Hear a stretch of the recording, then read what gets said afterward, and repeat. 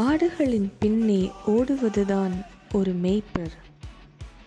ஆடுகள் எங்கே ஓடினாலும் அதை பின்தொடர்ந்து அதை காப்பதுதான் ஒரு மேய்ப்பர்.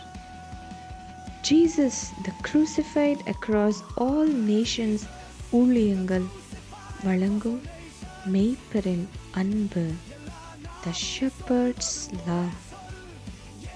எங்கள் அன்பு அண்ணன் எல்வித் ஏ ஜூனியர் அவர்கள் மும்பையில் நடந்த கிறிஸ்துவின் அன்பு உபவாச கூட்டத்தில் கொடுத்த இந்த விசேஷித்த தெய்வ வார்த்தையை உங்களிடமாக பகிர்கிறோம்.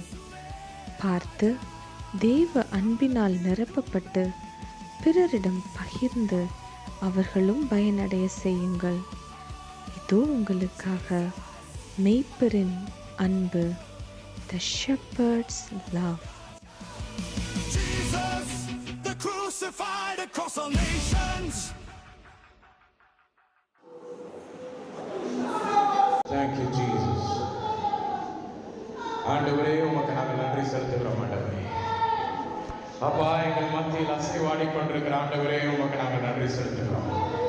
ஆண்டவரே, இன்னும் ஒரு விசையாக எங்கள் மத்தியில் ஆண்டவரே, அப்பா, உமது வல்லமையை நீர் காண்பிக்க வேண்டும் என்று புறப்பட்டு வந்திருப்பதற்காக அப்பா, உமக்கு நாங்கள் நன்றி செலுத்துகிறோம். ஆண்டவரே, அப்பா, இன்னும் ஒரு விசையாக ஆண்டவரே, உமது அன்பை எங்களுக்கு நீர் விவரிக்கும் படிக்க ஆண்டவரே, உமது அன்பை எங்களுக்கு நீர் காண்பிக்கும் படிக்க அப்பா, உமது அன்பினால் எங்களை நிரப்பும் படிக்க ஆண்டவரே, அப்பா, உமது அன்பு என்னவென்று, அதின் ஆழம் அகலம் உயரம் என்னவென்று மீண்டும் ஒரு விசையாக எங்களுக்கு காண்பிக்க வேண்டும். அப்பா, உமது உன்னத நோக்கம் அதுவே ஆண்டவரே. ஓ, இந்த உலகத்திற்கு நீர் வந்த நோக்கம் அதுவே ஆண்டவரே. அப்பா, இந்த உலகத்திற்கு நீர் வந்தது ஓ எங்களுக்காக ஆண்டவரே. நீர் மரிக்க வேண்டும். அப்பா, எங்கள் நிமித்தமாக நீர் சங்கரிக்கப்பட வேண்டும். ஓ, எங்கள் நிமித்தமாக ஓ பாடுகளை நீர் சகிக்க வேண்டும். ஓ, எங்கள் நிமித்தமாக நீர் வேதனைகளை அனுபவிக்க வேண்டும். ஓ, எல்லாவற்றும் எங்களுக்காக எங்களுக்காக எங்களுக்காக. Lord, you lived for us, Lord. You died for us, Lord. அப்பா, எங்களுக்காகவே எல்லாவற்றையும் செய்தீர் ஆண்டவரே. இன்றைக்கு அந்த அன்பை எண்ணி பார்க்க நாங்க வந்திருக்கிறோம் ஆண்டவரே. எல்லாரும் கேட்போமா ஆண்டவரை பார்த்து? ஓ, கரங்களை உயர்த்தினவர்களாக, Lord, we have come to experience thy love, Lord. அப்பா, உமது அன்பை எங்களுக்கு காட்டு ஆண்டவரே. அப்பா, நான் எக்ஸ்பீரியன்ஸ் பண்ணணும் ஆண்டவரே. அப்பா, எனது வாழ்க்கையை நான் ஒவ்வொரு நாளும் அப்பா அனுபவிக்க வேண்டும் ஆண்டவரே. I need to experience thy love in my house. I need to experience thy love in my family. I need to experience thy love in my personal life. I need to experience thy love in my ministry. I need to experience thy love in everything I do, Lord. செய்கிற எல்லா காரியத்திலும் உமது அன்பை நாங்கள் எண்ணி பார்ப்பவர்களாக, உமது அன்பை எங்களை நெருக்கி எங்களை ஏவட்டும் ஆண்டவரே. தகப்பனே, இந்த நாளிலும் ஆண்டவரே, அப்பா, நாங்கள் உமது வார்த்தையை கேட்கும்படிக்கு வந்திருக்கிறோம் ஆண்டவரே. ஆண்டவரே, மெய்ப்பராகிய உமது அன்பை நாங்கள் அறிந்து கொள்ள வேண்டும். இன்னும் நாங்கள் தெரிஞ்சுக்கணும் நாங்க வந்திருக்கிறோம் ஆண்டவரே. அப்பா, நீங்க பேசுங்க ஆண்டவரே. As thy chosen child who is holy and dearly loved by thee, O Lord, even right now, O Father, clothe me with thy compassion, by thy kindness, by thy humility, thy gentleness and thy patience, O Father, that I may bear with one another and forgive one another if any of them have a grievance against me or thee, O Father. இப்பொழுதும் ஆண்டவரே, என்னை உமது வார்த்தையினாலும் உமது அபிஷேகத்தினாலும் உமது கிருபையினாலும் உமது வஸ்திரத்தினாலும் என்னை மூடிக்கொள்ளும். மகிமையோடு கூட நீர் பேசும். இயேசுவின் மூலம் ஜெபிக்கிறோம் எங்கள் ஜீவனுள்ள அன்பின் பிதாவே. ஆமென், ஆமென். நாம் யாவரும் அமர்ந்து கொள்ளலாம். இயேசு கிறிஸ்துவின் இன்ப நாமத்தில் உங்கள் யாவருக்கும் எனது அன்பின் வாழ்த்துக்கள். உங்களை எல்லாரையும் மீண்டுமாக சந்திப்பது எனக்கு மிகுந்த சந்தோஷம். ஹல்லேலூயா. போகட்டும், வேதாகமத்தை நாம் தெரிந்து கொள்ளலாம். யோவான் எழுதின சுவிசேஷம் 15வது அதிகாரம் 13வது வசனத்தை யாராவது எடுத்தவங்க வாசிங்க. The book of John chapter 15 and verse 30. தமிழில் நான் வாசிக்கிறேன். ஒருவன் தன் சிநேகிதருக்காக தன் ஜீவனை கொடுக்கிற அன்பிலும் அதிகமான அன்பு ஒருவரிடத்திலும் இல்லை. ஹalleluya. யாராவது ஆங்கிலத்தில் வாசிங்களா எனக்காக? John 15:13. Greater love has no man than this, that a man would lay down his life for his friend.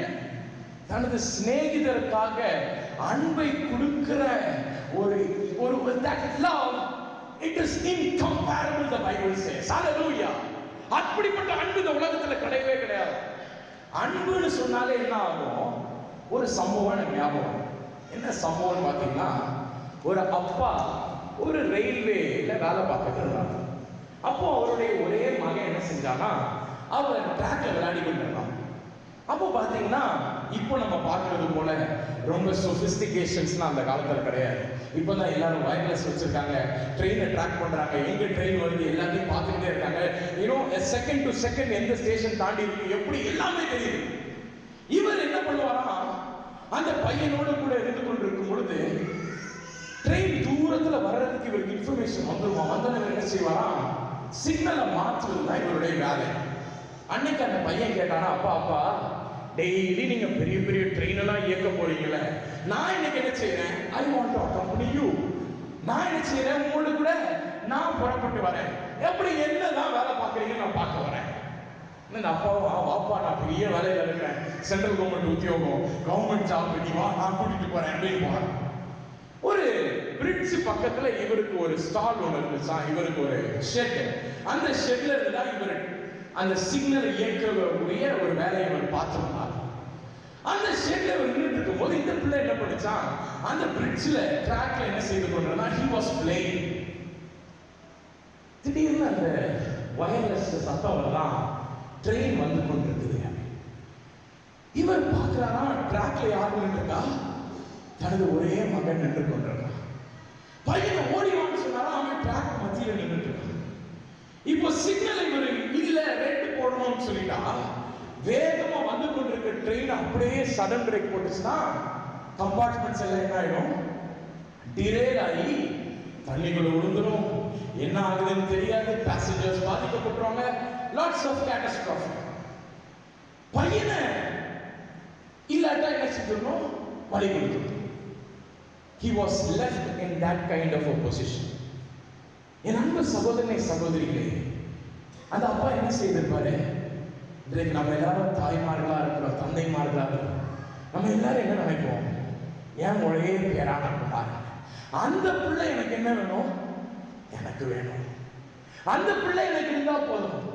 இவருக்கு என்னது, சம்பளத்துக்காக நான் வேலை பார்க்குற ஒரு உத்தியோகம். இத்தனை பேரை நான் ஒரு வேலை பலி கொடுத்துட்டேன்னா என்ன ஆயிடும், கொஞ்சம் வருஷங்கள் என் இதயத்திற்குள்ள குற்ற உணர்ச்சி இருக்கும், வேலையிலிருந்து டிஸ்கஸ் பண்ணிடுவாங்க, இவ்வளவுதானே. ஆனா என்னுடைய பிள்ளை காட்டி என்னால என்ன செய்ய முடியாது, வாரிசே எனக்கு கிடையாது, எனக்குன்னு பேர் சொல்றதுக்கு தெரிஞ்சு நோபடி. அப்படிதான் நம்ம எல்லாரும் நினைப்போம். அந்த அப்பா பார்த்தாரா, அந்த குமாரன் அங்கிருந்து மெதுவா ஓடி வந்துட்டு இருக்கான். இங்க பார்க்கறானா, the train was fast approaching. இந்த ட்ரெயின் வந்துட்டு இருக்கு, இவருடைய லீவர் கையில இருந்து கொண்டிருக்குது. மேல தூக்கினா ரெட், கீழே போட்டா கிரீன். கிரீன்னா தன்னுடைய பிள்ளை மரித்து போயிடுவான், ரெட்னா இவங்க எல்லாரும் மரித்து போவாங்க. என்ன செய்யறதுன்னு பார்த்தா, அப்பா என்ன செய்தார் தெரியுமா, தனது மகன் வேண்டாம், இத்தனை பேர் உயிரோடு கூட இருக்கட்டும் என்று ரெட் கலர்ல மாத்தாம லீவரை கீழே கிரீனுக்கு எடுத்தாங்க. வேகமாக வந்து கொண்டிருந்த ட்ரெயின் அப்படியே அந்த பிரிட்ஜை கிராஸ் பண்ணிச்சான். ஒரு ஓங்கி ஒரு சத்தம் ஒன்று கேட்டுச்சான், கம்முன்னு கேட்டுச்சான். He knew what was happening there. அங்க என்ன நடந்துச்சு, இந்த ஷெட்டுக்குள்ள இருந்து அவருக்கு தெரிஞ்சிச்சு.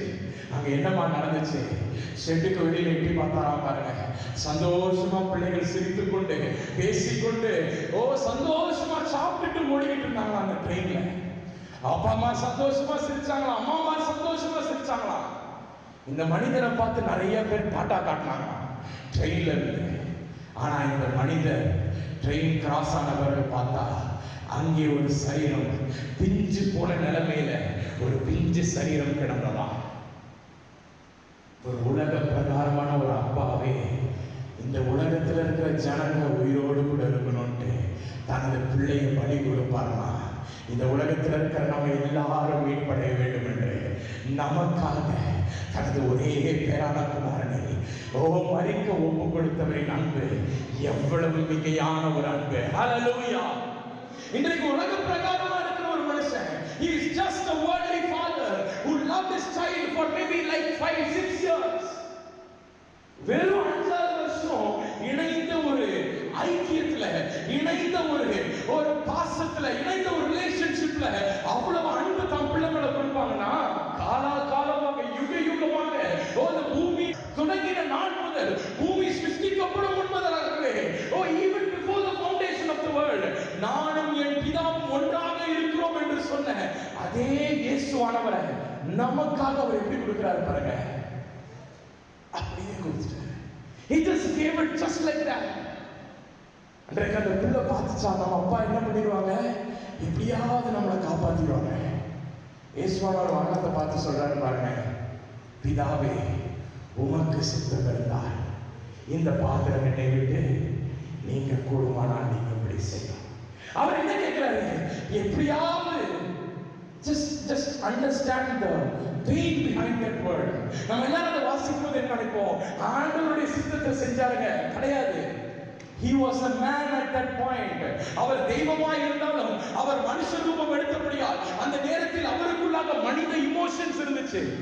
அவர் கேட்கிறாரு பாருங்களேன், இந்த பாத்திரம் என்ன விட்டு நீங்க கூடுமானால் எப்படியாவது ட்ரை பண்ணுங்களேன்.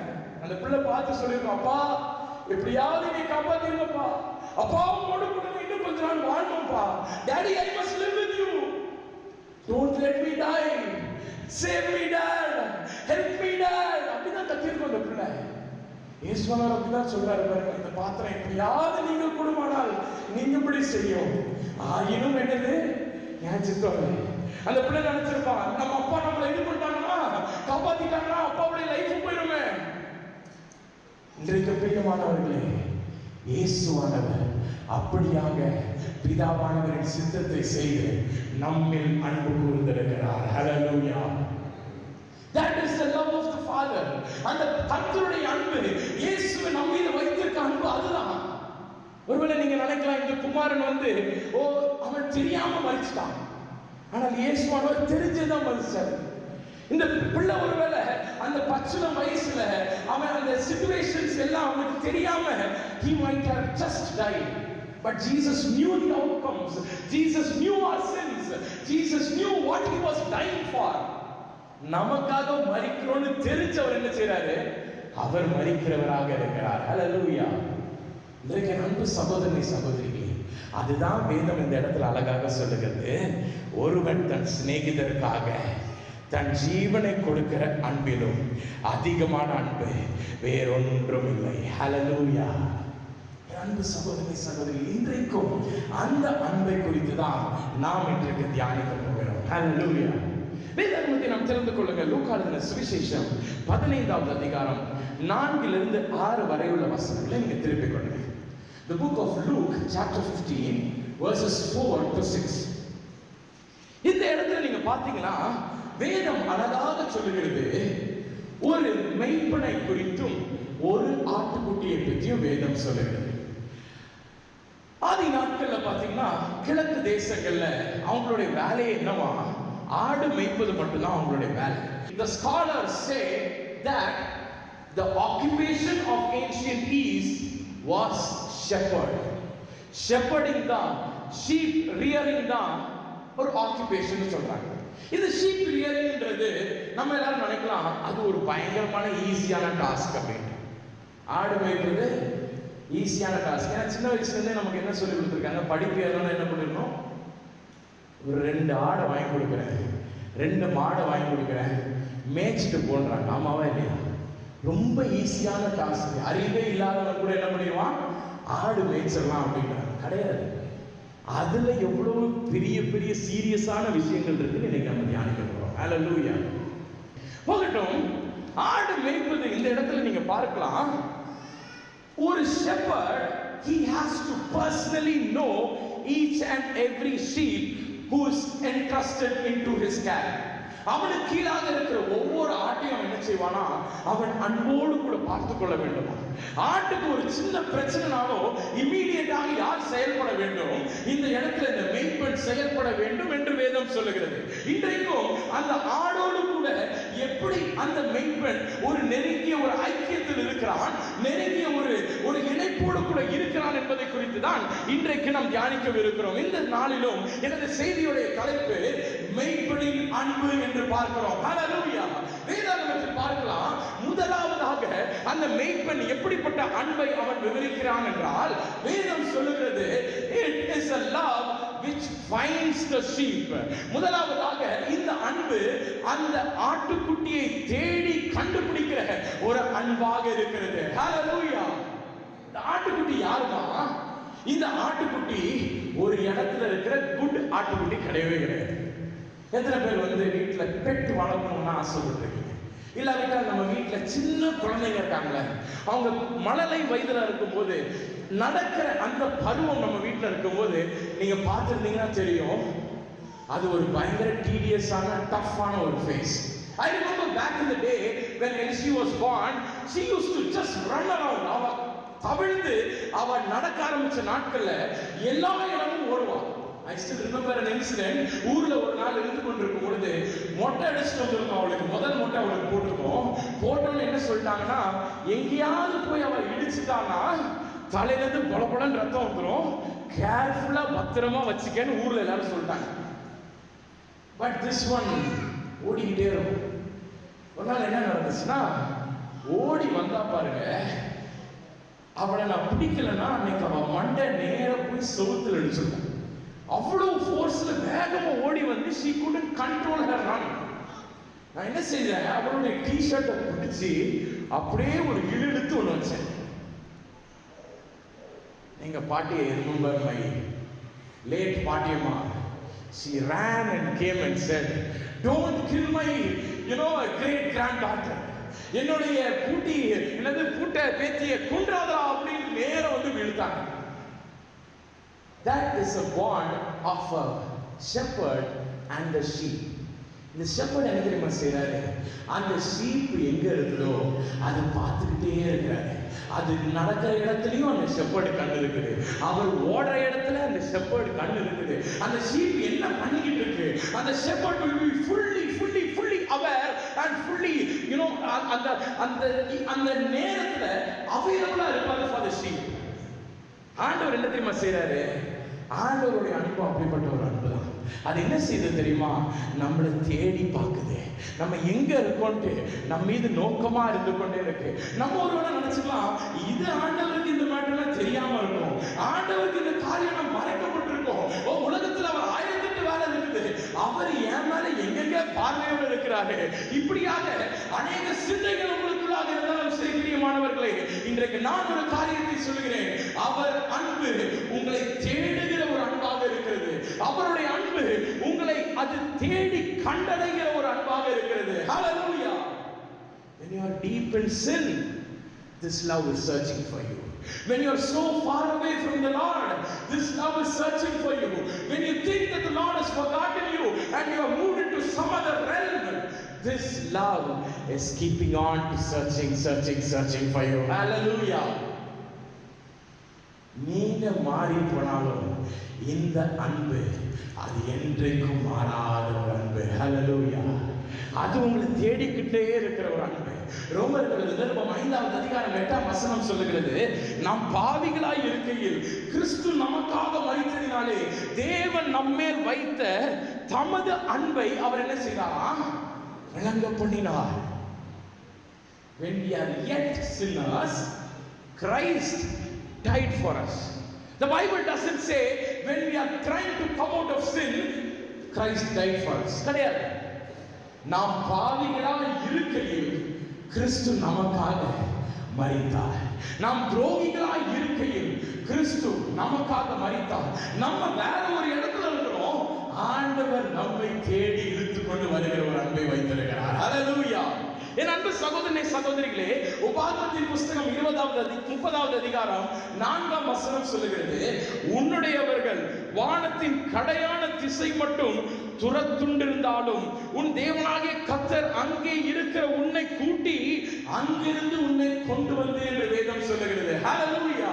The English Bible says even if you go somewhere else, ஒரு டிரான்ஸ்லேஷன் சொல்லுகிறது பூமியின் கடையாந்திரம் என்ன தெரியுமா, to somewhere else, வேற ஒரு இடத்துக்கு, வேற ஒரு பகுதிக்கு எங்கேயாவது நீ போனா கூட அங்கிருந்து என்ன செய்யுமா, இந்த அன்பு உன்னை இழுத்து கொண்டு வருகிற ஒரு அன்பாக இருக்கிறது. Hallelujah. This love doesn't make you sit somewhere else. Rather, this love is following you. It is finding you. It is searching for you. Hallelujah. வசனம் சொல்லுகிறது, லூக்கா எழுதின சுவிசேஷம் 15வது அதிகாரம் 4ஆம் வசனத்தில், உங்களில் ஒரு மனுஷன் 100 ஆடுகளை உடையவனாய் இருந்தும் அவைகளில் ஒன்று காணாமல் போனால் 99 ஆடுகளையும் வனாந்திரத்தில் விட்டுவிட்டு காணாமல் போன அந்த ஆட்டை கண்டுபிடிக்கும் அளவும் தேடி திரியானோ. Such a lovely verse. If you have the Bibles, you turn to that verse, Luke 15:4. It says that if a man has 100 sheep and only one sheep is lost. நீங்க எத்தனை பேர்கிட்ட ஒரு, let's take for example, ஒரு 4-5 பெண் எத்தனை பேர் வச்சிருக்கீங்க? 2-3 பெண் இருக்கும், 4 பெண் இருக்கும், 5 பெண். திடீர்னு ஒரு நாள் உங்க பேக்ல இருந்து அந்த பெண் ஒன்று காணாம போயிருக்கு. Do you people search for that pen? Search பண்ணுவீங்களா? ஐயோ அந்த பெண் இல்லையே, அந்த பெண் எனக்கு வேணுமே, அப்படி போவோமா? இல்லாட்டா அந்த பெண்ணு தானே, அதுக்காக எதுக்கு அவ்வளவு முயற்சி எடுக்கும்?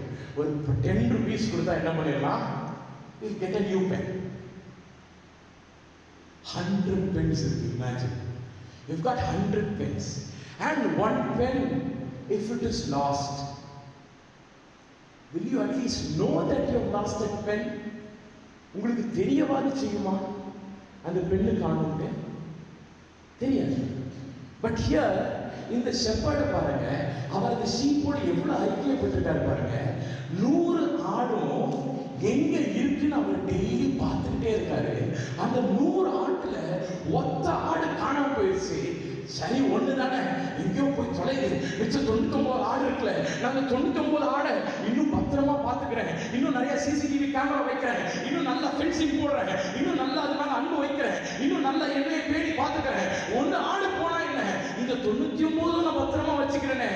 அவருடைய எண்ணம் அப்படி இல்லமா. வசனத்துல வாசிங்க, 99 ஆடுகளையும் வனாந்திரத்தில் விட்டு காணாமல் போன ஆட்டை கண்டுபிடிக்கும் மனவன் தேடி திரிவானோ. ஹல்லேலூயா.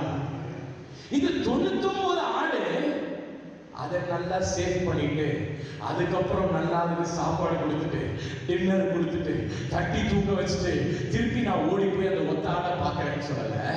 அது இருக்கிற வனாந்திரத்திலே அதை விட்டுட்டு நான் இந்த ஆட்டுக்குட்டிக்காக வரேன். ஹல்லேலூயா. என் அன்பு சகோதரனே சகோதரி, இந்த இடத்துல நீங்க பார்க்கலாம், அந்த ஷெப்பர்டுடைய ஜாப் என்னது? இந்த ஷீப்பை பராமரிக்கிறது மட்டும்தான். இன்னைக்கு நம்ம எல்லாரும் நிறைய ஒர்க் பண்ணிட்டு இருக்கோம். I remember one of my friend, he used to tell me often, எல்வித் ஒரே ஒரு வேலை எப்பவுமே பார்க்காத அப்படின்னு. நான் என்ன கேட்டேன், என்னப்பா ஒரு வேலை பார்க்கறது நமக்கு என்னது? highly difficult. When I was in my teaching line, he used to say, Elvith, always have a side business அப்படின்னு. என்னடா அப்படின்னு? இல்ல இல்ல, எப்பவுமே ஒரு சைட் பிசினஸ் வச்சுக்க. அதே போல என் கூட ஒரு சார் ஒருத்தர் இருந்தார். அவர் என்ன பண்ணாருன்னா ஷேர் மார்க்கெட் பார்த்துக்கிட்டே இருப்பாரு. அவருடைய கிளாஸ் முடிச்சுட்டு அவருடைய ஃப்ரீ ஹார்ஸ்ல என்ன பண்ணுவாரு? ஷேர்ல இன்வெஸ்ட் பண்ணிட்டு இருப்பாரு. இன்னொரு சார் என்ன பண்ணிட்டு இருந்தாருன்னா, he had a restaurant. அவர் என்ன பண்ணுவாரு? இங்க இருந்து போன் அடிப்பாரு. கிளாஸ் முடிச்சுட்டு வந்தானே, என்னப்பா பருப்பு வாங்கியாச்சா, என்னப்பா இது போட்டியா, சிக்கன் வாங்கிட்டியா, இன்னைக்கு நைட்டுக்கு எத்தனை கிலோ, என்ன பண்ணிட்டு இருப்பாரு? Side business. He always used to tell me, Elvith, ஒரே வேலையில இருந்தா திடீர்னு என்ன பண்ணிடுவாங்க, அந்த வேலையில நம்ம தள்ளி விட்டாங்கன்னா நம்ம காலி. என்ன பண்ணிக்க? சைட் பிசினஸ் பண்ணிக்கிட்டேன். இந்த இடத்துல ஷெப்பர்டுக்கு ஏதாவது சைட் பிசினஸ் இருக்கா? இல்ல. அவருடைய only profession, only thinking, only life என்னவா இருக்குது? sheep. How many of you really believe that the shepherd was like that? Moses, நீங்க பாருங்க, மோசஸ் என்ன செய்றாரு? மோசஸ் அவர் ஆடுகளை மேய்ப்பதற்காக அவர் கடந்து போறார். அவர் ஆடுகளை மேய்ப்பதற்கு அவர் கடந்து போகும்போது வீட்டு வாசல் நின்றுட்டு எல்லா ஆடையும் கூப்பிட்டுட்டு, வாங்க நம்ம வீட்டு பக்கத்துல நிறைய பச்சை பசேரன்னு இருக்கு, போய் மேய்ச்சிட்டு வாங்க அப்படின்னு சொன்னாரா? இந்த ஆட்டை கூட்டிட்டு எங்க போறாருமா? சீனாய் மலைக்கு போறாரு. அந்த ஆட்டை கூட்டிட்டு எங்க போறாரு? ஏதாவது ஒரு லாஃப்டி பிளேசஸ்க்கு, ஒரு பர்வதத்திற்கு, ஒரு மலைக்கு அவர் கடந்து போறாரு. யாக்கோபுடைய பிள்ளைகளை பாருங்க, 12 பேர் இருக்காங்க. அதுல 10 பேர் என்னது? மெய்ப்பர்கள். அவங்க எல்லாரும் என்ன செஞ்சாங்க? அந்த அப்பா ஊர் தலைவர், அவர் நினைச்சிருந்தா என்ன பண்ணிருக்கலாம்? அவருக்கு தெரியாத பாஸ்டர்ஸ் இருந்திருக்காரு. நம்ம நிலத்துல கொண்டு போய் இந்த ஆட்டுக்குட்டியை விடு அப்படின்னு அவர் சொல்லல. இவங்க என்ன செய்யறாங்க? அந்த ஆட்டுக்குட்டியை பிடிச்சுக்கிட்டு தூர தேசத்துக்கு போறாங்க. அந்த தேசத்திற்கு போகும் பொழுது அந்த வழியாக எகிப்திய வியாபாரிகள் வரும் அந்த இடத்துக்கு போய் இவங்க என்ன செய்யறாங்க? They are tending the flock. They are not tending the flock back door. பின்வாசல திறந்து போய் யாரும் டெண்ட் பண்ணல. அவங்க ஃபேமிலியை விட்டுட்டாங்க, வைஃபை விட்டுட்டாங்க, பிள்ளைகளை விட்டுட்டாங்க. many days journey எடுத்துக்கொண்டு போய் அதிக நாட்கள் பிரயாணப்பட்டு அவர்களும் அந்த ஆட்டுக்குட்டியும் மட்டுமே இருக்கிற ஒரு ஸ்தலத்திற்கு போய் அவங்க என்ன செய்யறாங்க?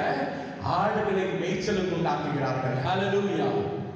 இந்த ஷெப்பர்டுக்கு என்ன இன்டென்ஷன் இருக்கும்? இந்த ஷீப் என் வைஃபை விட மேலே, இந்த ஷீப் மேல நான் வச்சிருக்க அன்பு என் பிள்ளைகளை விட அதிகம். இந்த ஷீப் தான் எனக்கு எல்லாம். சொன்னோம் ஆமா தானே? இந்த ஷெப்பர்ட் நினைச்சிருப்பாரா? ஐயோ இந்த ஷீப்பை நான் மேய்க்கிறேன், இந்த ஷீப்பை மேய்க்கிற டைம்ல என் பிள்ளைக்கு இன்னைக்கு வந்து எக்ஸாம் நடந்துட்டு இருக்குது, இன்னைக்கு ஒரு நாள் இந்த ஷீப்பை பட்டி போட்டு நான் இந்த பிள்ளையோட ஒரு நாள் நான் இருந்துட்டு நான் நாளைக்கு போறேன். The shepherd won't have thought like that. அந்த ஷெப்பர்டோட இன்டென்ஷன் என்னது? எனக்கு இந்த ஆட்டுக்குட்டி தாங்க முக்கியம், என் பிள்ளை கூட வேணாம், எனக்கு இந்த ஆட்டுக்குட்டி வேணும். இந்த மேய்ப்பர் யாரு சொன்ன? இந்த மேய்ப்பர் தான் நம்ம கர்த்தர். அவர் பரலோகத்தில் இருந்து கொண்டு தேவதூதர்களோடும் பரிசுத்தவான்களோடு கூட சந்தோஷமா இருந்துட்டு இருக்கிற அவர் என்ன செய்யறாரு தெரியுமா? எனக்கு அதெல்லாம் வேணாம், எனக்கு இந்த ஆட்டுக்குட்டி வேணும். இந்த 99 ஆடு அங்க இருந்தா போதும், ரட்சிக்கப்பட்ட இந்த பிள்ளைகள் அங்கே இருந்தா போதும், எனக்கு தேவை இந்த ஒற்றை பாவிதான் எனக்கு தேவை. ஹalleluya. Jesus, what he does, he doesn't want to stay in heaven with all the sophistications. அவருக்கு இருக்கும் மகிமையோடு கூட, கீத வாத்தியங்களோடு கூட, எக்கால தொனியோடு கூட, அவரை சுற்றி பாடி திரிகிற கேருபீன்கள் பரிசுத்தவான்களோடு கூட, சேராபீன்களோடு கூட, தேவதூதர்களோடு கூட, சக்கரங்கள் மத்தியில் அபிஷேகத்தின் ஆழங்களுக்குள்ளாக சென்று கொண்டிருக்கிற மூப்பர்களோடு கூட அக்கினி மயமாக இருந்து கொண்ட இடம் எனக்கு வேண்டாம். நான் என்ன செய்றேன்? பாவிகளா இருக்கிற இந்த ஜனங்கள் மத்தியில் நான் புறப்பட்டு வந்து அவர்களை நான் மீட்டுக் கொள்ள வேண்டும். ஹalleluya.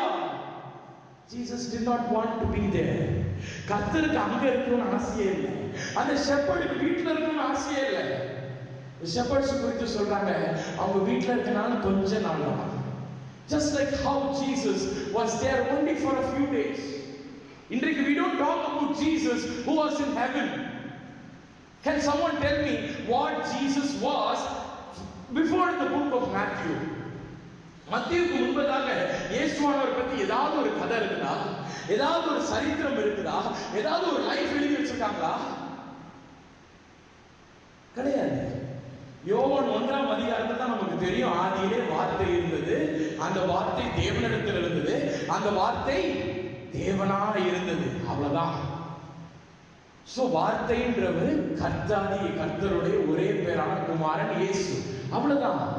But we talk and talk and talk and talk about 33.5 year life of Jesus. Hallelujah. நம்ம பேசுறதுனா எதை குறித்து?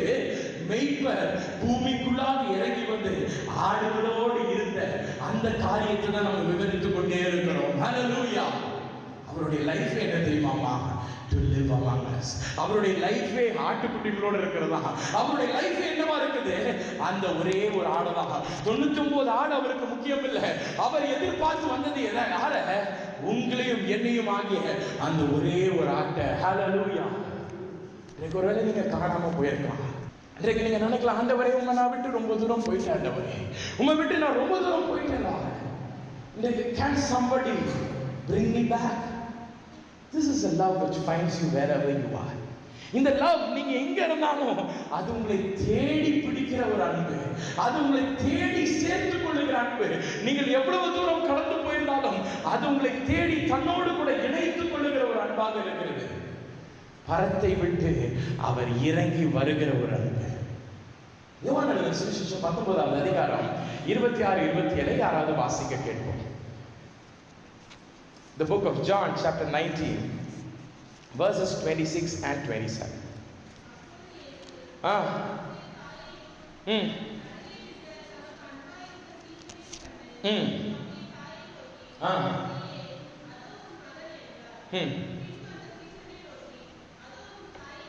இந்த இடத்துல நீங்க பார்க்கலாம், we find the great handing over of Jesus. என்ன செய்றாரு? ஆண்டவர் தன்னை பெற்றெடுத்த அந்த தாயை என்ன செய்றாரு? ஹேண்ட் ஓவர் பண்ற ஒரு இன்சிடென்ட் இந்த இடத்துல நீங்க பார்க்கலாம். இந்த நேரம் வரைக்கும் இந்த தாயை எடுத்துக்கிறங்க. That mother was always with Jesus wherever Jesus went. இயேசுவானவர் எங்க போனாலும் அந்த தாயார் என்ன செஞ்சுட்டு இருக்காங்க? அந்த இயேசுவானவரோடு கூட தான் டிராவல் பண்ணிக்கிட்டே இருக்காங்க. வேதம் சொல்லுகிறது, யோவான் எழுதின சுவிசேஷம் 2வது அதிகாரம் 3 முதல் 5 வரை உள்ள வசனங்களில் ஒரு கல்யாண வீட்டுக்கு போறாரு. அந்த கானாவூருக்கு போகும் பொழுது அங்கே பார்க்கலாம், அங்கே யார் நின்று கொண்டிருக்கிறா? இயேசுவின் தாயாராகிய மரியாள் அங்க நின்று கொண்டிருக்காங்க. மார்க் எழுதின சுவிசேஷம் 3வது அதிகாரம் 31 முதல் 35 வரை உள்ள வசனங்களை நாம் வாசிக்கும் பொழுது அங்கே ஜனங்கள் அவரை பார்த்து சொல்லுகிறார்கள், உங்கள் தாயாரும் உங்கள் சகோதரரும் வந்திருக்கிறார்கள். இயேசுவானவர் பிரசங்கம் பண்ற இடத்துல யார் நின்று கொண்டிருக்கிறார்? இந்த தாயாகிய மரியாள் நின்று கொண்டிருக்கிறாங்க. மார்க் எழுதின சுவிசேஷம் 6வது அதிகாரம் 3ஆம் வசனம், மத்தேயு எழுதின சுவிசேஷம் 13வது அதிகாரம் 55ஆம் வசனம், இது ரெண்டையும் வாசிச்சு பாத்தீங்கன்னா அங்கே வேதம் சொல்லுகிறது, இவன் தச்சன் அல்லவா, மரியாளுடைய குமாரன் அல்லவா. People knew that this Jesus was the son of this Mary. So Mary was somewhere along that place. அந்த இடத்துல எங்கேயோ ஒரு இடத்துல இருந்து கொண்டிருக்கிறாங்க. இந்த மெய்ப்பராகிய இயேசுவோடு கூட இந்த ஆட்டுக்குட்டியாகிய தாயாரும் காணப்பட்டு கொண்டே தான் இருக்கிறாங்க. Hallelujah. Mary was found wherever Jesus was. எந்த இடத்துல இயேசுவானவர் இருக்கிறாரோ அந்த இடத்துல யார் நின்று கொண்டிருக்கிறா? இந்த ஆட்டுக்குட்டியாகிய இந்த அம்மையார் நின்று கொண்டிருக்காங்க. லூக்கா எழுதின சுவிசேஷம் 11வது அதிகாரம் 27, 28 ஆகிய வசனங்கள் வாசிக்கும் பொழுது, அவர் இவர்களை சொல்கையில் ஜனக்கூட்டத்திலிருந்து ஒரு ஸ்திரீ அவரை நோக்கி, உம்மை சுமந்த கர்ப்பமும் நீர் பாலுண்ட முலைகளும் பாக்கியம் உள்ளவைகள் என்று சத்தமிட்டு சொன்னார். In all these places we can find that there was this mother Mary along with this Jesus. இந்த மெய்ப்பராகிய இயேசுவானவரோடு கூட தாயாராகிய அந்த ஆட்டுக்குட்டி இருந்துட்டே இருக்காங்க. இயேசுவானவருடைய கண்கள் எங்கம்மா பார்த்துட்டு இருக்கு? இந்த அம்மாவை தேடிக்கிட்டே இருக்கு. என்னுடைய அம்மா எங்க இருக்காங்க? என்னுடைய அம்மா எங்க இருந்து கொண்டே இருக்காங்க? The eye of that Jesus, the shepherd, was longing for the sheep. ஓ பிரீச் பண்ணி கொண்டிருக்கும் பொழுது எங்க அம்மா இங்க இருக்காங்களா? ஓ ஜனங்களை சுகமாக்கும் பொழுது எங்க அம்மா இங்க நின்று கொண்டிருக்காங்களா? ஓ குஷ்டரோகியை சுத்தமாக்கும் பொழுது எங்க அம்மா இருந்து இருக்காங்களா? ஓ கானாவூர் கல்யாணத்துல அற்புதம் செய்யும் போது எங்க அம்மா இருந்து கொண்டிருக்காங்களா? இந்த ஆட்டுக்குட்டி நின்றுட்டு இருக்குதா? என்னுடைய ஆட்டுக்குட்டி என் செவிகளை கேட்டுக் கொண்டிருக்கிறதா? அந்த வார்த்தைகளை தன் செவிகளுக்குள்ளாக கொண்டு சென்று கொண்டிருக்கிறதா? ஓ இந்த வாயிலிருந்து புறப்பட்டு வருகிற வார்த்தைகள் எல்லாம் இந்த ஆட்டுக்குட்டி காதுல இறங்கிட்டே இருக்குதா? Jesus was always searching for the sheep. என்ன செய்து கொண்டிருக்காங்க? சர்ச் பண்ணி கொண்டே இருக்குது அந்த sheep. கர்த்தரின் கிருபையினால் I have preached from 20 people onwards right until 500, 600 people வரைக்கும் ஆண்டவர் கொண்டு போய் என்ன பிரசங்கிக்க வச்சாங்க. ஸோ நான் பிரசங்கம் பண்ணும் பொழுது நார்மலாக நான் தனியாக போக மாட்டேன். I will take my friends along with me. So என்னோட கூட என் ஃப்ரெண்ட்ஸ் வந்தாங்கன்னா ஒன்று ஃபோட்டோ எடுப்பாங்க, இல்லாட்டா என்னுடைய மெசேஜில் ரொம்ப என்கராஸ்ட் ஆகிடுவாங்க, அழுவாங்க. I usually see and I preach. I don't preach like mama. I don't close my eyes and preach. I see the crowd and I preach. And I see all the saints who are around me when I preach. But my dear friend, I've gone with my wife and my kid. என் ஒய்ஃபோடு கூட போயிருக்கேன். அவள் வந்தானா என்ன பண்ணுவானா, அவள் என்ன photo எடுத்துகிட்டே இருப்பான். திடீர்னு வந்து சொல்லுவா, எப்பா இந்த பாயிண்ட் வந்து நீங்கள் இப்படி மாற்றிருக்கலாம் பாடுவா, இல்லாட்டா இந்த பாயிண்ட் என்னை ரொம்ப டச் பண்ணிடுச்சு, இல்லாட்டா சம்டைம்ஸ் சொல்லுவா, அப்பா நீங்கள் என்ன எதனா தாக்குனீங்க இந்த பாயிண்ட் வச்சு அப்படின்வா. இப்படி லாட்ஸ் ஆஃப் ஒப்பீனியன்ஸ் அவ கொடுப்பா. But wherever I go along with my mother, எங்கள் அம்மாவோட போனீங்கன்னா என்னோட அவங்க எப்பெல்லாம் மீட்டிங் அக்காம்பனி பண்ணுறாங்களோ சரி, யார் மேடையிலிருந்து யார் பேசுகிறாலும் சரி, என்ன கமோஷன் அங்கே நடந்தாலும் சரி, சில டைம் எல்சி அவங்க பக்கத்தில் உட்காந்து ஏதாவது நோண்டிக்கிட்டே இருப்பா. என்ன நடந்தாலும் சரி, her eyes will be focused only on the sheep. Hallelujah. அந்த ஷெப்பர்டோடைய கண்ணு எங்க இருக்குமோ இந்த ஆட்டுக்குட்டி மேலே தான் இருக்கும். பரிசேயர் சதுசேயர் அங்க பேசிக்கிட்டு இருப்பாங்க. இயேசுவானவர் அதை பார்க்கல. அங்கே வியாதியஸ்தர் எல்லாரும் வந்து கத்துறாங்க, தாவீதின் குமாரனே எனக்கு இறங்கும்னு ஒரு குருடன் கத்துறான். இப்படி அநேக சம்பவங்கள் நடக்குது. அங்கே ஒரு அம்மையார் என்ன செய்யறாங்க, ஓடி வந்து வஸ்திரத்தின் ஓரத்தை பிடிச்சிட்டு சுகம் பெற்றுட்டு போயிடுறாங்க. அவர் அங்கும் இங்கும் திரும்பி பார்த்து சொல்றாரு, எங்க அம்மா அங்க இருக்கிறாங்களா, சரி யார் என்னை தொட்டது? His first priority, in spite of all the commotion, all the situations, all the circumstances which were woven around his life, அவர் வாழ்க்கையை சுற்றி தைக்கப்பட்ட எத்தனையோ சம்பவங்களை அதற்கு நடுவிலும் பார்த்தீங்கன்னா அவர் கண்ணு யாரமா தேடிச்சு, தாயாராகிய தனது அன்பு ஆட்டுக்குட்டியை தான் தேடிச்சு. ஹல்லேலூயா. நீங்க ஒண்ணு நினைக்கலாம், நீ சொல்றது கரெக்ட் தான், ஆண்டவருடைய அன்பை தேடி கண்டுபிடிக்கிறாங்க, பட் அவருக்கு ஒரு வேலையே இல்லையா? Sometimes we get a notion that, நான் வந்து எவ்வளவோ நான் பாவியா இருக்கிறேன், எவ்வளவோ ஆண்டவருக்கு விரோதமான காரியம் செய்கிறேன், ஏன் மேல எப்படி பிரதர் ஆண்டவருக்கு அன்பு இருக்கும்? பரிசுத்தமா இருந்தாதான் பிரதர் ஆண்டவருக்கு என் மேல அன்பு இருக்கும். உண்மைதான். ஆனால் அவர் பாவியை வெறுக்கிறவர் கிடையாது, பாவத்தை வெறுக்கிறவராக இருக்கிறார். ஹல்லேலூயா. நம்ம ஒருவேளை பாவின்னு யோசிச்சுட்டு ஒருத்தரை வெறுக்கலாம், நம்ம ஒருவேளை பாவி என்று சொல்லி நம்மை ஒதுக்கி வைத்துக் கொள்ளலாம். ஆனால் கர்த்தர் பாவியை வெறுக்கிறவர் கிடையாது, பாவியை ஒதுக்கிறவர் கிடையாது. அவர் பாவத்தை வெறுக்கிறவர், பாவத்தை ஒதுக்குகிறவர். அவர் அன்பு பாவியை நோக்கி புறப்பட்டு வருகிற, பாவியை தேடி வருகிற, பாவியின் மீது கண்ணோட்டமாய் இருக்கிற, பாவியை தட்டி எழுப்புகிறவர் அன்பாக இருக்கிறது. ஹல்லேலூயா. நண்பு சகோதரனே சகோதரிகளே, here you can find Jesus was searching for his mother. இந்த அம்மாவுக்காக, இந்த ஷீப்புக்காக என்ன செய்து கொண்டிருந்தாரா? இயேசுவானவர் தேடிக்கொண்டே இருக்கிறார். பாருங்க, உலகத்தின் நாட்கள் அவருக்கு முடிவுக்கு வரப்போகுது. ஃபைனல் டேஸ்க்கு வந்தார். இன்னைக்கு supposing if I know the day of my death, நான் ஏற்றுக்கொள்ளுங்க. I have a young friend of mine who was recently admitted in the hospital. அவனை ஹாஸ்பிட்டல் பார்க்க போகும்போது அவன் கொஞ்சம் ஒரு சீரியஸான ஒரு வியாதியில் அவன் அட்மிட் பண்ணப்பட்டான். அங்கே நேராக அவன் போய் பார்க்க போயிருந்தேன். அவன் என் கையை பிடிச்சி சொன்னான், எல்வெல்த் என் ஒய்ஃப் எப்படியாவது பார்த்துப்பேன், எல்வெல்த் எங்கள் அம்மா அப்பாவை பார்த்துப்பேன், எல்வெல்த் என் பிள்ளைய பார்த்துப்பேன், எப்படியாவது have them in your prayers அப்படின்னு. I said, அப்போ உன்னை நான் என்ன பண்ணட்டும் அப்படின்னு. நான் தான் போயிட போறேனப்பா. என்னாச்சு? இவனுடைய ரெஸ்பான்சிபிலிட்டிஸ்னா ஊழியக்காரன் ஒருத்தன் போனனால அவன் தலையில எழுதி வச்சு இவரு போப்பா. நான் சொன்னேன், இத்தனை பேரை நான் ரெஸ்பான்சிபிலிட்டி எடுக்கிறதுக்கு முன்னாடி உன் ரெஸ்பான்சிபிலிட்டி நான் எடுக்கிறேன், உன்னை வெளியில கொண்டு வந்துட்டு இத்தனை பேரை நீ பார்த்துக்கடா அப்படின்னு. ஹல்லேலூயா. ஜீசஸ் இங்கிருந்து போகும்போது அவர் என்ன செய்யறாரு? அவர் he wanted to give his responsibility of the sheep to somebody. என்ன செய்யறாரு? அவர் அந்த அளவிற்கு அந்த ஷீப்பை அவர் நேசிக்கிறபடியால் தன் மரணத்திற்கு நேராக அவர் போகிற நேரத்தில் கூட அவருடைய லைஃப் அவர் பார்க்கலங்க. அவர் பார்த்தது என்னையே பார்த்துக்கிட்டு இருக்க, நான் தேடி அலைகிற இந்த ஆட்டுக்குட்டிக்கு ஒரு நல்ல வாழ்க்கையை நான் கொடுக்கணும்னு பார்த்தாரு. ஹல்லேலூயா.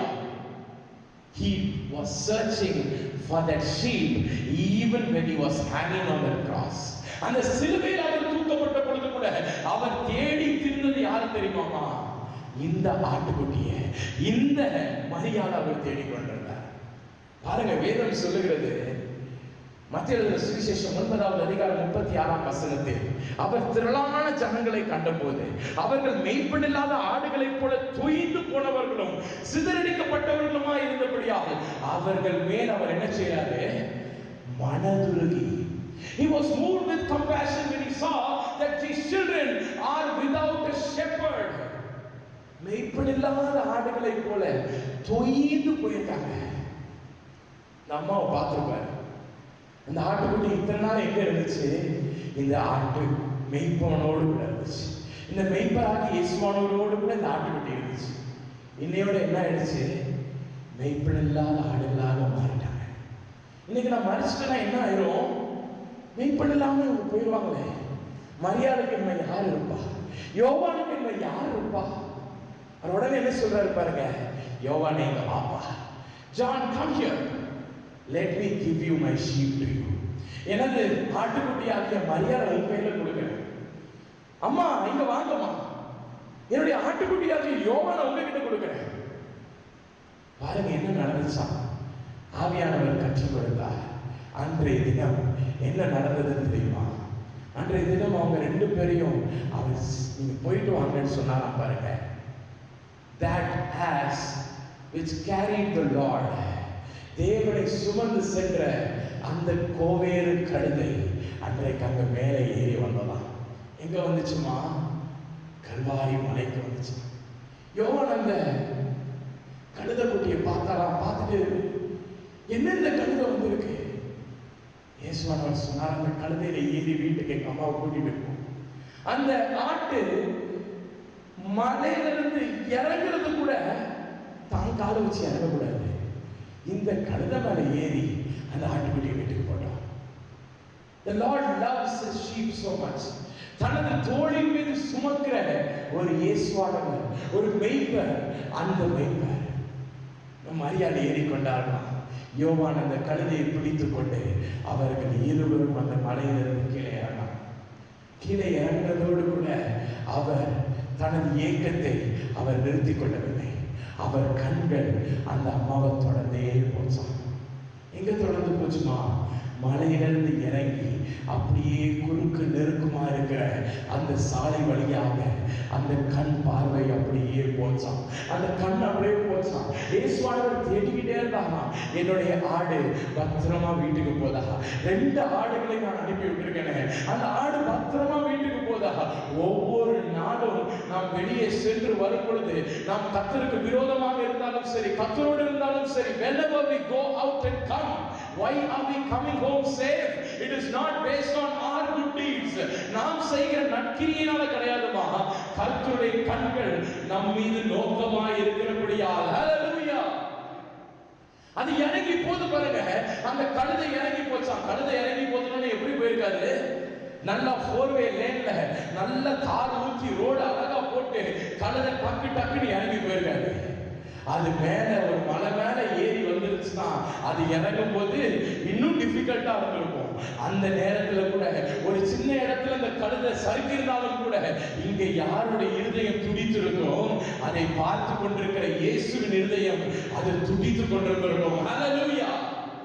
அது கீழே இறங்கி போது பாருங்க, அது சாலை வழியாக போகும்போது அவர் கண்ணை எக்கி பார்க்கிறாரு, அவர் ஸ்ட்ரெயின் பண்ணி பார்க்கிறாரு. ஐயோ என் ஆட்டுக்குட்டி தன்னந்தனியாக போகுது. ஓ மேல இத்தனை நாட்கள் தன்னை பார்த்து கொண்டிருந்த அந்த ஆட்டுக்குட்டி, மெய்ப்பெண் மீதே கண்ணோட்டமாக இருந்த அந்த ஆட்டுக்குட்டி இன்றைக்கு மெய்ப்பெண் இல்லாமல் தன்னந்தனியாக போகிறது. இனிமே அந்த ஆட்டுக்குட்டிக்கு யார் இருக்கா? இனிமே அந்த 2 ஆட்டுக்குட்டிகள் எப்படி இருக்கும்? How will they survive? That heart was beating for that sheep.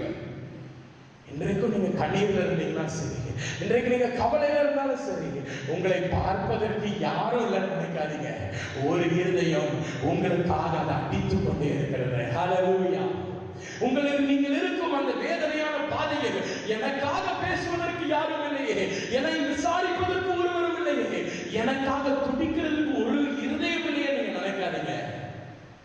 அம்மா நினைச்சிருப்பாங்க, இத்தனை நாள் எனக்கு இருந்த மெய்ப்பர் அங்க தொங்கிட்டு இருக்காங்க, இனிமே எனக்கு யாரு இருக்கான்னு அவங்க நினைச்சிருப்பாங்க. ஆனால் ஒரு கண்ணு அவங்க பின்னாடியே போய்கிட்டு இருக்குது. ஹalleluya. She crossed all the arches. கோபுரங்களுக்கு கீழே போறாங்க, அந்த சாலைகள் வழியாக போறாங்க. 2 பக்கமும் வீடு இருக்குது, அந்த வீட்டு வழியாக கொண்டு போறாங்க. 2 பேரும் சந்தோஷமா போயிருப்பாங்களா? எவ்வளவு கேள்விகள் இதயத்தில் இருந்திருக்கும், எவ்வளவு கண்ணீர் இதயத்தில் இருந்திருக்கும், எவ்வளவு ஆக்னி இருந்திருக்கும், எவ்வளவு பதட்டம் இருந்திருக்கும், நாளை குறித்து ஒரு நிச்சயம் இல்லாமல் இருந்திருப்பாங்க. இவ்வளவு கிளேசத்தோடு கூட இந்த 2 ஆட்டுக்குட்டியும் போது பாருங்க, அந்த 2 ஆட்டுக்குட்டிக்கு பின்னாடி அதை விட கிளேசத்தோடு கூட, அதை விட பதட்டத்தோடு கூட, அதை விட இருதயத்தில் அன்பு அதிகமான ஒரு 2 கண்ணு, என் இயேசுவின் கண்ணு, அந்த மெய்ப்பரின் கண்ணு, அது பின்தொடர்ந்து போய்கொண்டே இருக்கிறது. ஹல்லேலூயா. பிரியமானவர்களே, உங்கள் வாழ்க்கையில ஒருவேளை கேள்விகளோடு கூட நீங்க இருக்கிற சூழ்நிலை இருக்கலாம், வேதனையோடு கூட நீங்க வாழ்கிற சூழ்நிலை இருக்கலாம், யாருக்கிட்டையும் சொல்ல முடியாமல் உங்கள் இருதயத்திற்குள்ளாகவே பூட்டி பூட்டி புடுங்கி கொண்டிருக்கிற அநேக காரியங்கள் உங்கள் வாழ்க்கையில இருக்கலாம். மெல்லவும் முடியாம, துப்பவும் முடியாம, உங்கள் வாய்க்குள்ளாகவும் இருதயத்திற்குள்ளாகவும் அசை போட்டு கொண்டிருக்கிற பல வாழ்க்கையின் பாதைகளில் என்ன செய்வது அறியாது திகைத்து நீங்கள் தவித்துக் கொண்டிருக்கும் பொழுது ஒன்றே ஒன்று அறிந்து கொள்ளுங்கள், மெய்ப்பரின் கண்கள் உங்களை பின்தொடர்ந்து தேடிக்கொண்டிருக்கிறது என்று. ஹல்லேலூயா. There are these eyes of the shepherd which longs to see you, which searches for you, which finds you wherever you are. You may be in the bottomless pit, you may under the sea, you may just crawling deep and deep and deep inside. எவ்வளவு ஆழத்தில் இருந்தாலும் ஒரு 2 கண்ணு உங்களுக்கு பின்னதாக வந்து கொண்டே இருக்கிறது. ஹல்லேலூயா. நம்ம பின்னாடியே போச்சு. யோவானும் அந்த தாயார் நேர போயிட்டு அவங்க கதவை திறந்து அவங்க வீட்டுக்குள்ள போனாங்க. பாருங்க,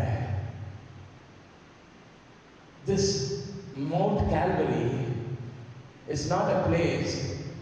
இந்த மாதிரி ஒரு இடம் கிடையாது. இப்படி ஒரு இடத்துல இருந்துட்டு அப்படியே நேர பார்த்தா அவங்க வீடு அப்படி கிடையாது. ஊருக்கு வெளியில இருக்குது கல்வாரி மலை. இவங்க ஊருக்கு மத்தியிலே உங்க வீடு இருக்கும். எவ்வளவு டிஸ்டன்ஸ் அந்த கண்ணு வந்திருக்கும் பாருங்க. நல்ல கண்ணு கிடையாது ஆண்டவருடைய கண்ணு. அவருடைய கண்ணு நம்மள மாதிரி ஒயிட்டா பியூரா இருந்திருக்கும்னு நினைக்கிறீங்களா? ஆண்டவருடைய கண்களை குறித்து நீங்க பாத்தீங்கன்னா, மாமா ஒரு விஷயம் எனக்கு கற்றுக் கொடுத்தாங்க. His eyes were corium. அந்த வார்த்தை GORY, அந்த வார்த்தைக்கு என்ன அர்த்தம்? Completely filled with blood. Tamil என்ன போட்டிருக்குன்னா ரத்த குழம்பன் இருக்கு. ரத்த குழம்புனா என்னது? Inside a bowl of blood, if you drop something inside or if you drop an eye inside, can you see clearly? Will the vision be clear? உங்களுடைய பார்வை கிளியரா இருக்குமா? ஒரு சின்ன தூசி கண்ணுல விழுந்துச்சா என்ன ஆகுது? immediately we just அதை என்ன செய்றோம்? அதை கசக்குறோம், அதை எடுக்கிறோம், தண்ணி தெளிக்கிறோம், என்னென்னவோ பண்றோம். ஐஸ் ஃபுல்லா ரத்த குழம்பா இருக்குது. ஏன் ரத்த குழம்பா இருக்குது? காலையில நான் அழகா சொல்லிக் கொடுத்தேன். முள்முடியினால் ஒரு முடியை பின்னி அவருக்கு வைத்தாங்க. அந்த முள்முடியினால் ஒரு முடியை பின்னி வச்ச உடனே அங்கே ஒரு முள் என்ன செய்ததாம்? இயேசுவானவருடைய கண் இமையில கரெக்டா இந்த இடத்துல வந்து குத்துச்சான். He could not blink. ஆண்டவரால பிளிங்க் பண்ணவே முடியல. என் அன்பு சகோதரனே சகோதரிகளே, அந்த காட்சி உங்கள் மன கண்களுக்கு முன்னதாக கொண்டு வாங்க. There is Jesus whose face was filled with blood. It is filled with spit. அந்த ஸ்பிட்டலோடு கூட அந்த முகம் நிறைந்து இருக்கிறது. அந்த இடத்துல தலையில முள்முடியை வைத்து அடிக்கிறார்கள். ஒவ்வொரு முள்ளும் அவர் தலைக்குள்ளாக அப்படியே இறங்கி இறங்கி குத்தி கொண்டிருக்கிறது. அதில் ஒரு முள் என்ன செய்து அப்படியே அவர் கண்ணுக்குள்ளாக குத்தி அவர் கண்ணுல இப்படி வந்து நிற்குது. He could not blink. அவரால பிளிங்க் பண்ண முடியல. கண்ணுல குத்தினது நிமித்தமாக அந்த ரத்தம் எல்லாம் கண்ணுக்குள்ள போகுது. அவர் கை ஒண்ணு ஃப்ரீயா இல்ல. அந்த முள்ளை எடுத்து விடுறதுக்கோ கண்ணை கசக்குவதற்கோ அவர் கரங்கள் ஃப்ரீயா இல்ல. His hand was nailed to the cross. There was agonizing pain from his shoulder down. He couldn't release his hand and he couldn't just release his blood from his eyes. சிமிட்ட முடியல. கண்ணை சிமிட்ட முடியாமல், கண்ணில் இருக்கிற அந்த பார்வையை அவர் சரி செய்ய முடியாமல், அங்க இருக்கிற முள்ள அவர் எடுக்க முடியாமல், அவ்வளவு ஸ்ட்ரெயின்ல அவர் என்ன பண்ணிட்டு இருக்காரு? ஆட்டுக்குட்டியை பார்த்துக்கிட்டே இருக்காரு. ஜீசஸ் ஜஸ்ட் சும்மா ஒரு பெரிய ஒரு சிங்காசனத்தில் உட்கார்ந்துட்டு என்னை அவர் பார்த்துக்கிட்டே இருக்காரு. அது ஒரு easy டாஸ்க்மா. That is an easy task. If you ask me to sit in a chair and look at you, I will stare at you for n number of hours. But if you are made to go through an experience like Jesus, and if you are asked to look at a sheep which is going away from you, that is a very tedious task. அது ஒரு பயங்கரமான ஒரு tedious ஆன ஒரு இது. அவர் பார்த்திருப்பாரு, இந்த ஆட்டுக்குட்டிக்காக இந்த ரத்தத்தை நான் சிந்துறேன், இந்த ஆட்டுக்குட்டியை மீட்டுக் கொள்ளணும், இந்த ரத்தத்தை நான் சிந்துறேன். எல்லா சீஷர்களும் இருந்தார்கள், இந்த யோவானுக்காகவும் நான் ரத்தத்தை சிந்துறேன், இந்த பேதுருவுக்காக நான் ரத்தத்தை சிந்துறேன். I am not saying that Jesus' eyes only went and followed Mary and John. வெறும் மரியாதையும் யோவானையும் மட்டும் அந்த கண்கள் போய் தேடினது கிடையாது.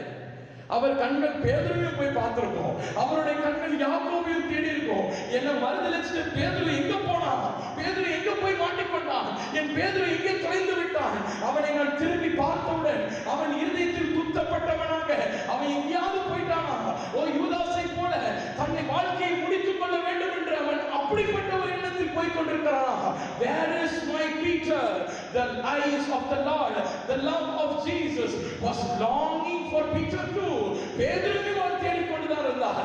எப்படிப்பட்ட கண்களை வைத்து, ஒரு சரியான நல்ல விஷன் உள்ள ஒரு ice கிடையாதுமா, bloody eyes, thorn picked eyes, his eyes which was gory, ரத்தம் குளமாக இருந்து கொண்டிருக்கிற அந்த கண்களை வைத்துக் கொண்டு, யாராலும் அந்த பிரச்சனை, மறுதலித்த பேதுருவாலதான் அந்த பாடு, மறுதலித்த யூதாசாலதான் அந்த பாடு. எனக்கு நடக்கிற இந்த எல்லா வருத்தமான நிகழ்வுகள், எல்லா all these pain which is inflicted on me, இது எல்லாம் யாரால? It is all because of the sheep which I am looking for. நான் தேடி பார்த்துட்டு இருக்க அந்த ஆட்டுக்குட்டியால தான் இத்தனை பிரச்சனையும் எனக்கு வருது. அதை அறிந்தும் அவரது அன்பு நம்மை தேடிக்கொண்டே இருக்கிறது. Hallelujah. Today the same eyes have come here in search of that end timer. My dear friend, you might be called as an end timer. ஒரு கடைசி கால ஊழியனுக்காக நீ அழைக்கப்பட்டிருக்கலாம், கடைசி கால ஊழியத்தை செய்ய வேண்டும் என்று கர்த்தர் உன்னை அழைத்திருக்கலாம். உனக்கென்று பல கிருபைகள், பல வரங்கள், பல வல்லமை எல்லாத்தையும் கொடுத்து ஆண்டவர் உன்னை கட்டி எழுப்பியிருக்கலாம். ஒரு யோவானை போல உன்னை எழுப்பியிருக்கலாம், ஒரு பேதுருவை போல உன்னை எழுப்பியிருக்கலாம், ஒரு கர்த்தருடைய சீஷர்களை போல உன்னை தூக்கி வச்சிருக்கலாம். But now you might have betrayed the Lord. கர்த்தரை நீ என்ன செஞ்சிருப்ப? நீ மறுதலித்தவனாக, கர்த்தரை நீ பிட்ரே பண்ணவனாக ஒரு அறை வீட்டுக்குள்ள பிரவேசித்து கதவை பூட்டி ஒரு கர்டனை தொங்க விட்டுட்டு தனியா பெட்ல படுத்து நீ அழுதுட்டு இருக்கலாம். இல்லாவிட்டால் உன்னுடைய நிலைமையை கண்டு நீ உன்னையே திட்டிக் கொண்டு நீ இருந்து கொண்டிருப்பாங்க. அவருடைய கண்ணு உன்னை தேடி வருமா? அந்த கடைசி கால ஊழியனை அந்த கண்ணு தேடி வந்திருக்கிறது. ஹல்லேலூயா. வேதம் சொல்லுகிறது, அப்போஸ்தலர் நடபடிகள் புஸ்தகம் 1 அதிகாரம் 14 வசனத்தில் அந்த இடத்துல நீங்க பார்க்கலாம், மேல் வீட்டு அறையில யார் நின்றுட்டு இருக்கா? இதே மரியா நின்றுட்டு இருக்காங்க. Mary was not found somewhere else. இந்த கண்ணு மரியாளை பின்தொடர்ந்து போய் மரியாளை தன்னுடைய லக்கை நோக்கி தனது தண்டுல கொண்டு வந்து நிற்கும்படிக்கு பரிசுத்த ஆவியானவருடைய வல்லமை இந்த மரியாதைக்குள் புறப்பட்டு வர வேண்டும் என்று தனக்குரிய தண்டுல கொண்டு நிற்கிற வரைக்கும் இந்த கண்ணு சும்மாவே விடாது. ஹல்லேலூயா. இன்றைக்கும் பிரியமானவர்களே, நீங்க நினைக்கலாம், ஓ நான் விழுந்து விட்டேன் பிரதர், என்னால இதுக்கப்புறம் எழும்ப முடியாது பிரதர், இதுக்கப்புறம் என்னால கதற்காக நான் நிற்க முடியாது, I cannot stand up for Christ, I have just fallen down. No, my dear friend, as a prophet of the Lord I have come to say that eyes of the Lord will make you stand at what place in which you are meant to be. Hallelujah. நீங்கள் நிற்க வேண்டும் என்று கர்த்தர் எழுதி வைத்திருக்கிற, கர்த்தர் தீர்மானித்த, கர்த்தர் நிர்ணயம் செய்த, கர்த்தர் முன்குறித்த அந்த இடத்தை கொண்டு போய் நிற்க செய்வதுதான் அவர் உன்னை தேடி திரியும் அந்த அன்பின் வேலை. Hallelujah. The love which searches, the love which finds you will never ever leave you in the place where you are right now. Rather, it will bring you to a place where you are destined to be by the Lord. Hallelujah. அன்பு சகோதரனே சகோதரிகளே, மரியாதை என்ன செய்து? மரியாதை வெறும் தேடி மட்டும் போல மரியாதை கொண்டு மேல நிறுத்துது. மரியா நினைச்சு பார்த்திருப்பாங்களா அவங்களுக்குள்ள பரிசுத்த ஆவியானவர் இறங்குண்டு? அவங்க நினைச்சு பார்த்திருப்பாங்களா, ஓ நானும் ஒரு தீர்க்கதரிசியாக அபிஷேகத்தை பெற்ற ஒரு குமாரத்தியாக ஒரு தாயாக மேல் வீட்டாக நான் நின்றுட்டு இருப்பேன்னு அவங்க அன்னைக்கு நினைச்சிருப்பாங்களா? கல்வாரி மலையிலிருந்து இறங்கும் பொழுது அந்த ஆட்டுக்குட்டிக்கு ஒண்ணுமே தெரியாது. அந்த ஆட்டுக்குட்டியோட லைஃபே ஜீரோ, முடிஞ்சிச்சுன்னு நினைச்சோம். பட் முடிக்கிறவர் கிடையாது கர்த்தர். உங்கள் வாழ்க்கையை துவக்குகிறவர் தான் இந்த அன்பை உடையவர். ஹல்லேலூயா. இந்த அன்பு உங்களை தேடி உங்களை கண்டுபிடிக்கிற ஒரு அன்பு. போகட்டும். முதலாவதாக நான் சொன்னேன், it is a love which finds you. Secondly, it is a love which minds you. அது உன்னை உணர்த்தும் ஒரு அன்பாக இருக்கிறது. வேதம் சொல்லுகிறது, யோவான் சுவிசேஷம் 13வது அதிகாரம் 34வது வசனத்தில், நீங்கள் ஒருவரில் ஒருவர் அன்பாயிருங்கள், நான் உங்களில் அன்பாயிருந்தது போல நீங்களும் ஒருவரில் ஒருவர் அன்பாயிருங்கள் என்கிற புதிதான கட்டளையை உங்களுக்கு கொடுக்கிறேன். அன்புன்றது எப்பவுமே நம்ம என்ன நினைக்கிறோம்னா, love is something which is only love. அன்புனா வெறும் அன்பு மட்டும்தான், கண்டிப்பே கிடையாதுன்னு நினைக்கிறேன். ஒரு பிள்ளை நமக்கு இருக்குன்னு வச்சுக்கோங்களேன், அந்த பிள்ளை மேல நம்ம ரொம்ப அன்பா இருக்கும். How many of us love our children and whatever mistakes they make, are we ready to just accept it? No, we don't. ஒரு சில வேளைகள் நம்ம என்ன செய்றோம், சில விதிகளை நம்ம விதிக்கிறோம், சில கட்டளைகளை நம்ம கொடுக்கிறோம். ஒரு கட்டளை கொடுத்து இதை நீ கீழ்ப்படியணும்னு நம்ம சொல்றோம். கீழ்ப்படின்னு சொல்றனால ஐயோ அன்பு இல்ல, கிடையாது. கீழ்ப்படின்னு சொல்றதுக்கு கட்டாயம் ஒன்று விதிக்கிறோம், ஒரு கட்டளை ஒன்று போடுறோம். அது எல்லாம் எதுக்கு கீழே வருது? லவ் என்கிற ஒரு பேனர் கீழாக வருவதுதான் இது எல்லாம். ஹல்லேலூயா. இந்த இடத்துல ஆண்டவர் என்ன சொல்றாரு, நீங்கள் ஒருவரில் ஒருவர் அன்பாயிருங்கள், நான் உங்களில் அன்பாயிருக்கிறது போல நீங்களும் ஒருவரில் ஒருவர் அன்பாயிருங்கள் என்கிற, நீங்க அன்பா இருந்துட்டு போங்க அப்படின்னு சொல்லல, நீங்கள் அன்பாய் இருங்கள் என்கிற ஒரு புதியதான ஒரு கட்டளையை உங்களுக்கு தருகிறேன். There comes a word from the Lord which is a commandment. அன்பாய் இருக்கும் பொழுது, அன்பு இருக்கும் பொழுது அந்த இடத்துல ஒரு விதி ஒன்று இருக்க வேண்டும், ஒரு கட்டளை ஒன்று இருக்க வேண்டும். இந்த இடத்துல நீங்க பார்க்கலாம், லூக்கா எழுதின சுவிசேஷம் 15வது அதிகாரம் 5ஆம் வசனத்தில், கண்டுபிடித்த பின்பு அவன் சந்தோஷத்தோட அதை தன் தோள்களின் மீது போட்டுக்கொண்டு, இந்த இடத்துல நீங்க பார்க்கலாம், அந்த மேய்ப்பன் என்ன செய்யறாரு, அந்த ஆட்டுக்குட்டியோட கூட தான் இருந்து கொண்டே இருக்கிறார். அந்த ஆட்டுக்குட்டி போற இடம்னா யார் பின்னாடியே போயிருப்பா? இந்த மேய்ப்பன் போயிருப்பாரு. அந்த ஆட்டுக்குட்டி எந்தெந்த இடத்துல விளையாடுதோ இந்த மேய்ப்பன் நின்றுட்டு இருப்பாரு. அது புல்லுல குதிச்சு ஓடி இருக்கும், அது புல்லுல உருண்டு இருக்கும், அது புல்லுல என்ன செய்திருக்கும், அது விளையாடி இருக்கும், மற்றது கூட போய் உரசி இருக்கும், என்ன வேணாலும் செஞ்சு கொண்டே இருந்திருக்கும். Until the point where that sheep gets hurt. அது கீழே விழுந்த அடிப்போடு மட்டும் அது ஃப்ரீயா சுத்திடும். ஆமாவா இல்லையா? அந்த ஆட்டுக்குட்டி என்ன செஞ்சிருக்கும், அது குதிச்சிருக்கும், அது புல்வெளியில குதிச்சிருக்கும், அது நிலத்துல ஓடி இருக்கும், மேய்ச்சல்ல சுற்றி திரிந்திருக்கும், சத்தம் போட்டு கொண்டு விளையாடி இருக்கும், எல்லாம் பண்ணிருக்கும். ஆனா ஒரு பாயிண்ட் ஆஃப் டைம்ல ஏதோ ஒரு முள்ளுல அது கீறிட்டாலோ, இல்லாட்டா ஏதோ ஒரு சின்ன ஒரு பாறையில இருந்து அது உருண்டு கீழே விழுந்து அடிபட்டுட்டாலோ, immediately what happens, அவன் என்ன செய்கிறான், அவன் சந்தோஷத்தோடு கூட அதை என்ன செய்யறான், தோல்ல போட்டுறான். நம்ம எல்லாரும் என்ன நினைப்போம், தோல்ல இருக்கிறதா பிரதர் வண்டர்ஃபுல்லான லைஃப், ஆண்டவருடைய தோல்ல இருந்துட்டோம்னா ஃப்ரீயா இருந்துடலாம். தோல்ல போட்டாருன்னா ஃபர்ஸ்ட் என்ன பண்ணிருப்பாரு, ஓட விட்டுருக்க மாட்டாரு. இவ்வளவு நேரம் விளையாடிட்டு இருந்த வாழ்க்கை இருந்திருக்காது, இவ்வளவு நேரம் குதிச்சிருக்க இருந்த அந்த வாழ்க்கை இதுக்கப்புறம் தோல்ல இருந்து குதிச்சிருக்க முடியுமா? தோல்ன்றது என்னது, அதுதான் கட்டளை, அதுதான் இறுக்கி வச்சிருப்பாரு.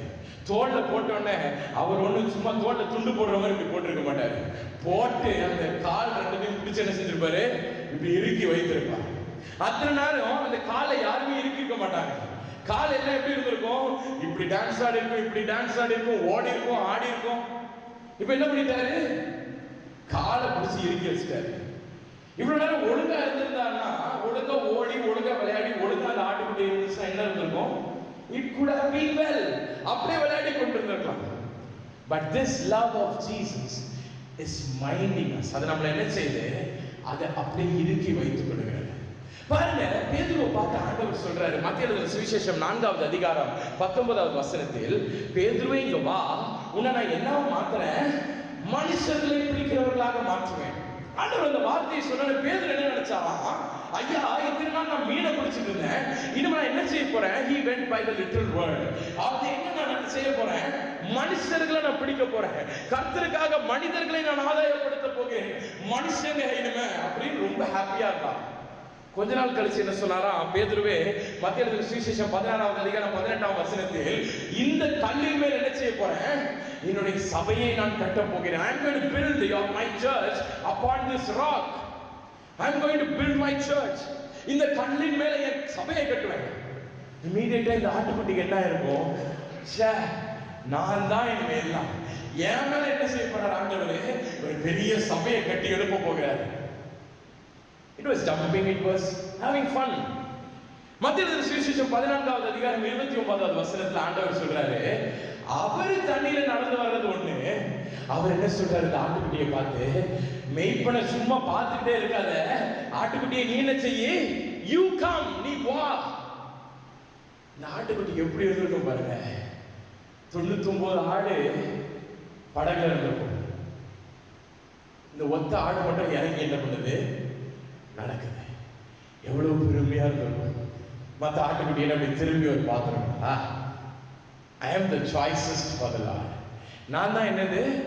ஆண்டவருக்கு விசேஷம் உள்ள ஒரு ஆடு. உன்னையெல்லாம் கூப்பிட்டாரா? என்னைய மட்டும் தான் கூப்பிட்டுருக்காரு. இந்த ஆட்டுக்குட்டிக்கு என்ன ஆயிருக்கும்?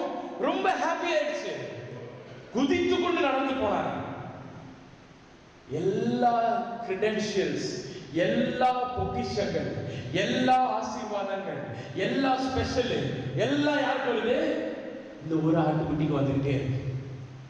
கடைசியில் என்ன சொல்றாரு பாருங்க, லூக்கா சுவிசேஷம் 22வது அதிகாரம் 31-32ல, ஆட்டுக்குட்டியே இது எல்லாம் உனக்கு கொடுத்துட்டேன், ஆனா இன்னைக்கு சேவல் 3 தரம் அது சத்தமிடுவதற்கு முன்பதாக என்ன நினைச்சிடுவ? 3 தரம் மறுதலித்து விடுவ. சில வேளைகள்ல மெய்ப்பர் வார்னிங் கூட கொடுப்பார். ஒரு few weeks back எல்சி வந்து எப்பவுமே அப்படின்னா she'll be always running around and playing. So என்னன்னா ரொம்ப playful. So there'll be always this one shepherd. அப்பா என்ன செய்வாங்கன்னா நேரா வருவாங்க, ஓடாத இரு, சுமாரு, ஓடினா விழுந்துருவ, கீழே விழுந்தா அடிபட்டுரும், அடிபட்டா உங்க அப்பா ஹாஸ்பிட்டல் கூட்டு போக மாட்டான், இன்னும் நல்லா அடிப்பான் தெரிஞ்சுக்க, இப்படி நிறைய அந்த மெய்ப்பர் சொல்லிக்கிட்டே இருப்பார். ஆனா ஆட்டுக்குட்டிக்கு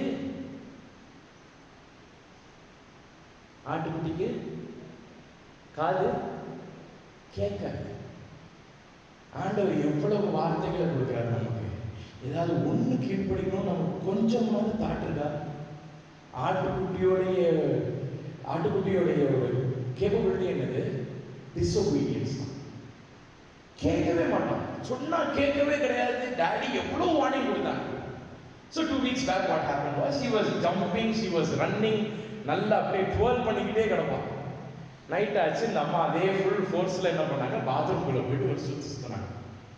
அப்பா வெளில சத்தம் கொடுத்தாங்க, இதே மாதிரி வாங்க போனா வழுக்குவேன் சொல்லி முடிச்சாங்க. she twirled and she fell. All she had to do was she just turned and looked. ஓடி இப்படி பார்த்தா, நாங்களும் இங்க திரும்பி எல்லாரும் இப்படி பார்த்தோம். But that look, it made her cry. நேரத்துல நீங்க பாருங்க, பேதுரு கிட்ட படிச்சு சொன்னாரு. என்னமா சொன்னாரு? ஐயா, உனக்கு நான் எவ்வளவோ தருணங்கள் கொடுத்துட்டேன். ஒரு மீனவனா இருந்த உன்னை மனுஷனை பிடிக்கிறவனா நான் மாற்றினேன். உன் மேல என் சபையை கட்டினேன். யாருமே எதிர்பார்க்காத, அனுபவிக்காத அற்புதமாகிய கடலின் மேல நடக்கிற அற்புதத்தை நீ பண்ண. நீ என்னோட நடந்து வந்த. இவ்வளவு நான் உனக்கு செய்யறேன். இறுதியா உனக்கு சொல்றேன், இன்னைக்கு சேவல் கூறதுக்குள்ள நீ என்ன மறுதலிப்ப, கொஞ்சம் ஒழுங்கா இரு அப்படின்னாரு. But what happened to the sheep? இந்த ஷீப்புடைய குவாலிட்டி என்னது? டிசோபீடியன்ஸ் மட்டும்தான். இந்த ஷீப் சொன்னதை செய்யவே செய்யாது. மறுதலித்து முடிச்ச உடனே what the shepherd did, இந்த ஷெப்பர்ட் என்ன செய்தார்னு பாருங்க. வேதம் சொல்லுகிறது 26வது அதிகாரம் மத்தேயு எழுதின சுவிசேஷம் 75வது வசனத்தில், அப்பொழுது பேதுரு, சேவல் கூவுவதற்கு முன்னே நீ என்னை 3 தடவை மறுதலிப்பாய் என்று இயேசு தன்னிடத்தில் சொன்ன வார்த்தையை நினைத்துக் கொண்டு வெளியே போய் மனம் கசந்து அழுதான். like this verse. இந்த வசனம் எனக்கு பிடிக்கல. லூக்கா சுவிசேஷம் 22வது அதிகாரம் 61வது வசனத்தை நீங்க எடுத்தீங்கன்னா அங்க இதோட அழகா இருக்கும். அப்பொழுது கர்த்தர் திரும்பி பேதுருவை நோக்கி பார்த்தார். ஹல்லேலூயா. கர்த்தர் போயிட்டு இருக்காரு, மெய்ப்பர் அவர் பாதையில தான் போயிட்டு இருக்காரு. சொல்லிட்டாரு இப்படி பண்ண அடி விடுன்ட்டு, மைண்ட் பண்ணிட்டாரு, உணர்த்திட்டு போயிட்டு இருக்காரு. அப்பொழுது கர்த்தர் திரும்பி பேதுருவை நோக்கி பார்த்தார். அப்பொழுது என்ன நடக்குது? சேவல் கூவதற்கு முன்னே நீ என்னை 3 தரம் மறுதலிப்பாய் என்று கர்த்தர் தன்னிடம் சொன்ன வார்த்தை உடனே பேதுரு நினைவு கூர்ந்தே. ஹல்லேலூயா. My dear brother and sister, மெய்ப்பர் அநேக விசை நம்மிடம் சொல்லிக் கொண்டேதான் இருப்பாங்க. இது செய்யாத, இது தப்பு, இது வேண்டாம், இதை விட்டு. இயேசுவானவர் அப்படிதான் சொல்லிக் கொண்டே இருக்கிறார் பாருங்க. அவர் வெறும் ஆசீர்வாதத்தை மட்டும் கொடுக்கல, வெறும் கிருபைகளை மட்டும் கொடுக்கல, வெறும் அதிசயங்களை செய்கிற ஒரு காரியத்தை மட்டும் செஞ்சுக்கிட்டே இல்ல. He was also minding. He was also telling, oh, be careful man, be careful here, be careful here. எல்லாவற்றையும் சொல்லிக் கொண்டே தான் இருக்காரு. பட் இங்க என்ன நடக்குது? ஆட்டுக்குட்டிக்கு கேட்க மனசுல ஒண்ணு. நீங்க கிரேக்க வேதாகமத்தில் நீங்க இந்த வசனத்தை எடுத்து பார்த்தீங்கன்னா லூக்கா 22:61 he turned and he looked at him. 2 வாக்கியங்கள் அங்க இருக்குது. ஸ்ட்ராபெசஸ் என்ற ஒரு வார்த்தை, STRAPHEIS என்கிற ஒரு வார்த்தையும், எனேப்லெப்சன் ENEBLEPSTN என்ற 2 வார்த்தைகள் இருக்கு. இந்த turned around என்கிற இந்த வார்த்தை 10 முறை வேதாகமத்தில் வருதான். ஆனால் நோக்கி பார்த்தா, look intently அப்படின்ற ஒரு வார்த்தை இந்த ஒரே ஒரு இடத்துல தான் வருது. You get me? Turned around என்றது இந்த strapesses என்ற வார்த்தை 10 இடங்கள்ல வருது. ஆனா நோக்கி பார்க்கிறது இந்த ஒரே இடத்துல தான் வருது. ஹல்லேலூயா. ஆண்டவர் என்ன செய்றாரு பாருங்க. அவர் நோக்கி பார்த்தது, பேதுருவே நீ தப்பு பண்ணிட்டேன்றது கிடையாது. இல்லாவிட்டால் ஒரு பெரம்பு கொண்டு வந்து நான் தான் சொன்னல கேப்பியான்னு அடிக்கிறதுக்கு ஒன்று நோக்கி பார்க்கல. அவரோட நோக்கி பார்த்தது அவர் இருதயத்தில் இருக்கிற அந்த வலியை காண்பிப்பதற்காக உன் இருதயத்தை அவர் நோக்கி பார்க்கிறார். ஹல்லேலூயா. அவர் நோக்கி பார்க்கிறது உன்னை கண்டிப்பதற்காக கிடையாது, உன்னை திட்டுவதற்காக கிடையாது, தனது வார்த்தையை நான் நிலைநிறுத்தி விட்டேன் என்ற கர்வத்தோடு கூட அவர் பார்ப்பதற்கு கிடையாது. நீ செய்த பாவத்திற்காக இன்னும் நான் அடிபட போகிறேனே என்ற வேதனையை காண்பிப்பதற்காக தான் அவர் திரும்பி பேதுருவை நோக்கி பார்த்தார். Hallelujah. That look of the Lord convicted Peter. Peter, if he would have been brushed by the Lord, or if he would have been walloped by the Lord, he wouldn't have been convicted. இன்றைக்கு உங்களை அடிச்சா அப்படியே திருத்தணும்னு சொல்லிட்டு அடிச்சு உதைச்சி பார்த்தீங்கன்னா கூட அவன் திருந்த மாட்டான். Rather, if you just look intently. ஒரு அப்பா ஒருத்தர் இருந்தாங்களா, யுஎஸ்ல நடந்த ஒரு சம்பவம். அந்த அப்பா சொன்னாங்களா, ஒவ்வொரு டைம் அந்த பையன் தப்பு பண்ணோடனே இந்த அப்பா கம்ப தூக்கிட்டு அடிக்க போயிட்டே இருக்கான். ஒரு நாள் ஒரு பெரிய தீர்க்கதரிசிகிட்ட போய் கேட்டாரா, ஐயா நான் ஒவ்வொரு தடவையும் என் பிள்ளை தப்பு பண்றான், அவனை நான் அடிச்சுக்கிட்டே இருக்கேன், அவன் திருந்தவே மாட்டேங்கான். அந்த தீர்க்கதரிசி சொன்னாரா, நீ ஏன் அப்படி பண்ற அப்படின்னா, அப்புறம் என்ன செய்யணும், நேர பெல்ட் எடுத்து அவன் செய்த தப்பு நடக்கிற அந்த நேரத்துல, அவன் தப்பு செய்ததுக்கு அவனுக்கு தண்டனை கொடுக்கணும்னு உனக்கு தோன்ற அந்த நேரம் பெல்ட் எடுத்து உன்ன அடி அப்படின்னா. The day finally came when this little boy, he told a lie to his parents. அவங்க அப்பா அம்மாவை பார்த்து ஒரு பொய் சொன்னாங்க. அந்த பையன் சொன்னோன்னு அந்த அப்பாவுக்கு பயங்கர கோபம் வந்துச்சான். நேரா போனாராம், பெல்ட்டை ஊருனாங்க, எடுத்து அடிக்கலான்னு ஓங்கினோடனே இந்த பையன் அப்படியே கரங்கள் எல்லாத்தையும் முறுக்கி கொண்டு நின்னானா. He was used to getting this beating. இந்த அடி அவனுக்கு பழகிருச்சு, நல்லா முறுக்கி நின்னானா பாருங்க. அந்த அப்பா நேரம் முன்னாடி வந்து நின்னாரா, ஓங்கி சுத்தி தன்னை 2 அடி அடிச்சாங்க. இந்த பையன் அப்படியே பார்த்தானா, என்னடா இது, தப்பு பண்ணுவியான்னு இவரே அடிச்சாங்க. கொஞ்ச நேரம் ஆச்சா, அந்த பையன் பார்த்தானா, அப்பா வேண்டாப்பா அடிக்காதீங்கப்பா அவங்கள அப்படின்னா.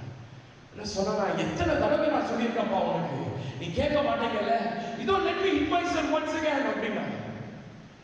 4வது முறை அந்த பெல்ட்டை தூக்கிட்டு தான் அடிக்க ஓடுறானா பாருங்க. அந்த பையன் ஓடி வந்து அந்த அப்பாவை கட்டி கொண்டான். அப்பா என்ன நான் மறித்து மட்டும் நான் போய் பேசவே மாட்டேன். until I die in this world I will never lie. அன்றைக்கு ஒரு பிரதிகளை எடுத்தான். Peter was convicted, that sheep was convicted, not because of Jesus going and telling that you will reap the consequences. இந்த consequences அதை reap பண்ணுன்றதுனால அவன் ஒண்ணு அன்னைக்கு convict ஆகல. அந்த பார்வை சொல்லுச்சு, உனக்காக நான் அடிபட போறேன், உனக்காக நான் ரத்தம் சிந்த போறேன், உனக்காக நான் இப்படி ஆக போறேன். ஜாக்கோ என்ற தேவனுடைய தாசனை குறித்து நான் ஒரு சம்பவத்தை உங்ககிட்ட நான் சொல்றேன். அந்த பிள்ளை என்ன பண்ணிச்சான், அந்த மனுஷன் அவர் சின்ன வயசுல இருக்கும் பொழுது ஒரு பெரிய ஊழியக்காரர் அவர். ஆனால் அவர் சின்ன வயதுல இருக்கும் பொழுது அவர் பார்த்ததெல்லாம் குடிகார அப்பாவை பார்த்தார். His father was a drunkard, his father was a gambler. இதை மட்டுமே அவர் பார்த்து வளர்ந்தார். அவருடைய பூர்வீக வீட்டை கேம்பிள் பண்ணி அவங்க அப்பா விட்டுட்டார். அந்த நாட்களில் எத்தனையோ crores of dollars போச்சு அந்த வீடு. கடைசியில அம்மா பிள்ளைங்க எல்லாரும் என்ன செஞ்சிட்டாங்கன்னா, இருக்க இடம் இல்லாம பேஸ்மெண்ட்ல கொண்டு போய் இருக்கணும்ட்டாங்க. அந்த பேஸ்மெண்ட் கதவு என்ன தெரியுமாவா, ட்ரைனேஜ்ல இருக்கிற மேல இருக்கிற அந்த ஹோலுக்கு மூடுற அந்த கவர் இருக்குல்ல, அதுதான் அந்த பேஸ்மெண்ட்டுக்குள்ள கவரம். Everybody had doors to enter the house, but this person's family, they had to open a cistern. ஒரு பெரிய ட்ரைனேஜ் திறக்கணும். இவங்க ட்ரைனேஜ்க்குள்ள படி போட்டு இறங்கி உள்ள போற மாதிரி ஒரு வீடு. தனது 17வது வயதுல குடும்ப சூழ்நிலைகள் எல்லாம் தெரிந்தும் அவன் என்ன செஞ்சானா, அவனும் குடிக்க ஆரம்பித்தான். அப்பா அம்மா வந்து கேட்டு பார்த்தாங்களா, அப்பா கொஞ்சம் நல்லா இறந்து போனாரா, அம்மா கேட்டு பார்த்தாங்களா, யார் சொன்னாலும் கேட்கவே இல்லையா. அதனால அந்த அம்மா நேர சர்ச்சுக்கு போய் அழுதாங்க. ஆண்டவரே, என் பிள்ளை எங்க ஹஸ்பண்ட் தான் இப்படி இருக்காங்க பார்த்தா, என் பிள்ளையும் மோசமா இருக்காங்க ஆண்டவரே, ஏதாவது செய்யும். After many years of pleading, shouting, hitting, என்னென்னோ செய்து பார்த்து கடைசியில் ஆண்டவர் கிட்ட போயிட்டாங்க. ஆண்டவர் என்ன செய்தாங்க தெரியுமா? 1944வது வருடம் பெந்தேகோஸ்தே திருச்சபைகளில் 4ல் ஒரு பெரிய ஒரு ஹீலரா இவரை மாற்றி விட்டார். ஒரு அற்புத அடையாளம் செய்கிற மனுஷனை அவர் மாற்றி விட்டார். இவர்கிட்ட ஒருத்தன் போய் கேட்டானா, ஐயா உங்களுடைய பாஸ்ட் பார்த்தா ரொம்ப மட்டமா இருக்குது, குடிகாரனா இருந்திருக்கிறீங்க, ஒரு கேம்பலருடைய ஃபேமிலியில இருந்து வந்திருக்கிறீங்க, how come you became a healer? எப்படி இவ்வளவு பெரிய ஒரு அற்புதங்களை செய்கிற, ஒரு சுகமளிக்கிற, ஒரு வல்லமையை பெற்ற ஒரு ஊழியனாக எப்படி நீர் மாறினீர்? அவர் சிரிச்சுட்டே சொன்னாரா, ஜீசஸ் turned and looked அப்படின்னாரா. ஹalleluya. என்ன ஆண்டவர் திட்டலங்க, என்னை ஆண்டவர் அடிக்கல, அவர் திரும்பி பார்த்தார். என் அன்பு சகோதரனே சகோதரிகளே, இன்றைக்கும் கர்த்தர் உங்களை திட்டல, இன்றைக்கு ஆண்டவர் உங்களை திட்டல. அவர் உங்களை திட்டுகிற தேவன் கிடையாது, அவர் உங்களை கடிந்து கொள்ளுகிற தேவன் கிடையாது. நீங்கள் செய்கிற பாவத்தின் நிமித்தமாக உங்களை அவர் வெறுத்து ஒதுக்குகிற தேவன் கிடையாது. மாறாக அவர் என்ன தெரியுமா செய்யறாரு? வேதம் சொல்லுகிறது, யோவான் எழுதின சுவிசேஷம் 18வது அதிகாரம் 22, 23 ஆகிய வசனங்களை நீங்க எடுத்து பார்க்கும் பொழுது இயேசுவானவர் என்ன செய்யப்பட்டாராம்? He was slapped, the Bible says. அவரை அறைந்தார்கள் என்று வேதம் சொல்லுகிறது. இன்னொரு வசனம் பாருங்க, மத்தேயு எழுதின சுவிசேஷம் 26வது அதிகாரம் 67ஆம் வசனம் சொல்லுகிறது, he was buffeted என்று பாருங்க. Slapped and buffeted. How do you find the difference? Or what do you make out of the difference அப்படின்னு பார்க்கும்போது, slappedனா என்னவா? அறைகிறது. buffetedனா என்னன்னா குத்துறதாம். கையை விரிச்சு அடிச்சா அது ஸ்லாப், கையை முறுக்கிட்டு அடிச்சா அது என்னது? buffeted. இயேசுவானவர் என்ன செஞ்சாரா? இந்த 2 விதமான அடியும் இருக்கு வந்துச்சு. இன்றைக்கு பலார கண்ண அரைஞ்சா கண்ணத்துல என்ன ஆகும்? அடி விடும், ஒரு விதமான வலி வரும். அதே இது குத்துனீங்கன்னா மற்றொரு விதமான வலி. சரித்திர புஸ்தகத்தில் நான் வாசித்தேன், இயேசுவானவரை அறைந்ததினால் அவர் வெளி பகுதியில் இருக்கிற கன்னத்தில் இருக்கிற இடங்கள் எல்லாம் வலிச்சுட்டான். அதுக்கப்புறம் அவர்கள் குத்தினார்களாம் பாருங்க, இந்த பகுதிக்கு உள்ள இருக்கிற இடத்துல it started to pain. Jesus not only experienced outer pain, he also experienced inner pain. வெளி பகுதியில மட்டும் அவர் வேதனை அனுபவிக்கலாமா? சரீரத்தின் வெளியில மட்டும் அவர் வேதனை அனுபவிக்கல, சரீரத்தின் வெளிப்புறத்தில் மட்டும் அவர் வலி அனுபவிக்கல. ராதர் அவர் சரீரத்தின் உள்ள, அவர் மேல் தோலுக்கு கீழே இன்னர் பார்ட்ஸ்லயும் அவருக்குள்ளாக இருக்கிற இன்டர்னல் ஆர்கன்ஸ்குள்ளேயும் அவர் என்ன செய்தாரா? he was experiencing pain. இன்றைக்கு உங்கள் நிமித்தமாக உங்கள் மீது அவர் வைத்திருக்கிற அன்பின் நிமித்தமாக உங்களை அவர் எதுவும் சொல்ல முடியாமல், நீங்கள் செய்யும் பாவத்திற்கு உங்கள் தண்டனை கொடுக்க கூடாமல் அவர் ஏற்றுக்கொள்ளுகிறார். அன்றைக்கு பேதுருவை பார்த்து ஒரே நிமிடம் திரும்பி பார்த்து, அன்னைக்கே உங்ககிட்ட நான் சொன்னேன்ல, இன்னைக்கு இப்படி ஆயிட்டேன், தேவையா உனக்கு? Few days back I was asked to preach in my church. எனது சபையில என்ன பிரசங்கிக்க கூப்பிட்டுருந்தாங்க. அப்போ ஒரு காரியத்தை குறித்து அங்கே எடுத்தேன். அங்கே நம் வேதத்தில் வாசிக்கும் பொழுது அங்கே பாவத்தில் பிடிக்கப்பட்ட ஒரு குமாரத்தியை குறித்து வேதம் சொல்லுகிறது. அந்த அம்மையாரை எல்லாரும் பிடிச்சு எல்லாரும் நடுவில் நிப்பாட்டி விட்டுட்டு கல்லெறியத்துக்கு எல்லாரும் ரெடியா இருக்காங்க. That woman was caught in adultery. ஏதோ மாட்டிக்கிட்டாங்க. பாவம் செய்யும் பொழுது கையும் களவுமாக பிடிச்சு உங்களை நிப்பாட்டிச்சாங்க. ஒரு சைடு பரிசேயர் ரெடியா இருக்காங்க அவர் அடிக்கிறதுக்கு, ஒரு சைடு ஜனங்க ரெடியா இருக்காங்க அவர் அடிக்கிறதுக்கு, ஒரு சைடு எல்லாருமே ஒரு சைடு ரெடியா நிக்கிறாங்க. On one side there was a Lord standing. ஆண்டவர் நின்னுட்டு இருக்காரு. ஆண்டவர் ஆமடா அடிடான்னு சொல்லிட்டு ஒரு கண்ணை காட்டினா என்ன பண்ணிருப்பாங்க? எல்லாம் கையிலும் ரெடியா இருந்துக்கும் வச்சு முடிச்சிருப்பாங்க.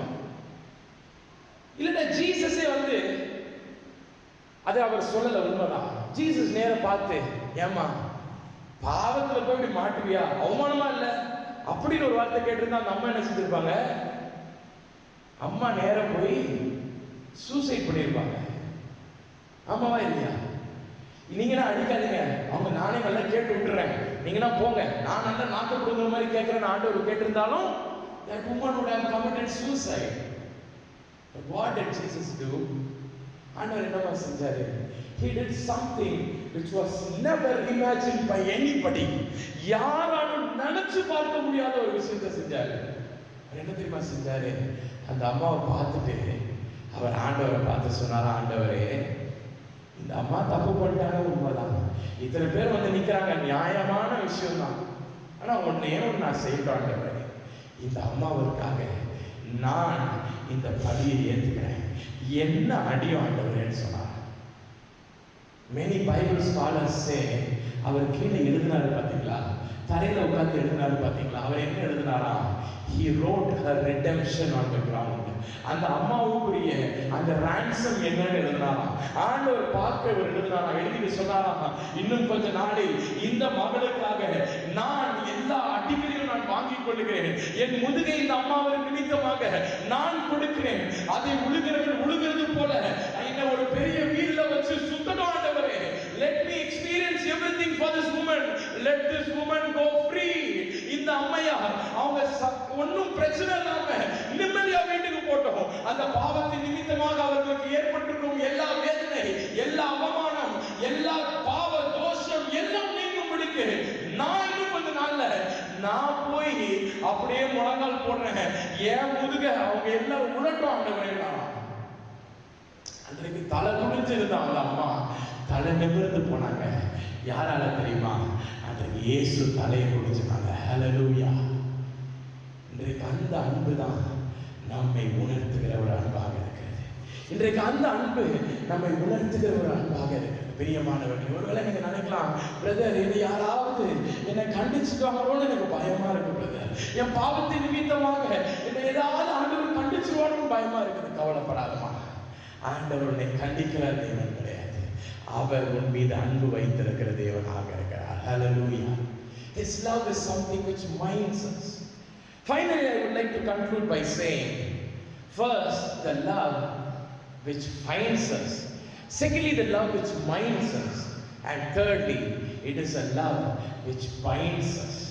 அது என்ன செய்கிறது? நம்மை கட்டி வைக்கிற, தன்னோடு கூட சேர்த்து கட்டி வைக்கிற ஒரு அன்பாக இருக்கிறது. எபேசியருக்கு நிருபம் 2வது அதிகாரம் 4-5 ஆகிய வசனங்களை எடுத்து வாசிக்கும் பொழுது, தேவனோ இரக்கத்தில் ஐஸ்வர்யம் உள்ளவராய் நம்மில் அன்பு கூர்ந்த தம்முடைய மிகுந்த அன்பினாலே அக்கிரமங்களில் மரித்தவர்களாய் இருந்த நம்மை கிறிஸ்துவுடனே கூட உயிர்ப்பிக்கிறார் என்று வேதம் சொல்லுகிறது. அக்கிரமங்களை மரிச்சு கடக்கிறோம். நமக்கு ஏற்பட்டிருக்கும் இந்த பாவத்தின் நிமித்தமாக நமது சம்பளம் என்னவாக இருக்கிறது? மரணமாக இருக்கிறது. ஆனால் இங்க வேதம் என்ன சொல்லுகிறது? நம்மை கிறிஸ்துவுடனே கூட அவர் உயிர்ப்பிக்கிற ஒருவராக இருக்கிறார். Hallelujah. The love makes us to be heirs with the Lord. அது என்ன செய்கிறது? அவரோடு கூட நம்மை கட்டி வைக்கிற ஒன்றாக இருக்கிறது. அதே இடத்துல நீங்க வாசிக்கலாம், லூக்கா எழுதின சுவிசேஷம் 15வது அதிகாரம் 6ஆம் வசனத்தில், வீட்டுக்கு வந்து சிநேகிதரையும் அயலகத்தாரையும் கூட வரவழைத்து, காணாமற் போன என் ஆட்டை கண்டுபிடித்தேன், என்னோடு கூட சந்தோஷப்படுங்கள் என்பான் அல்லவா.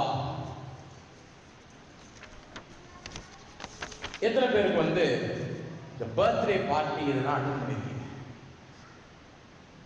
We have all attended, we have had birthday parties. ஆமாவா இல்லையா? பர்த்டே பார்ட்டினா நம்ம அட்டெண்ட் பண்ணிருக்கோம்ல, கல்யாண வீட்டுக்குனா நம்ம போயிருக்கோம்.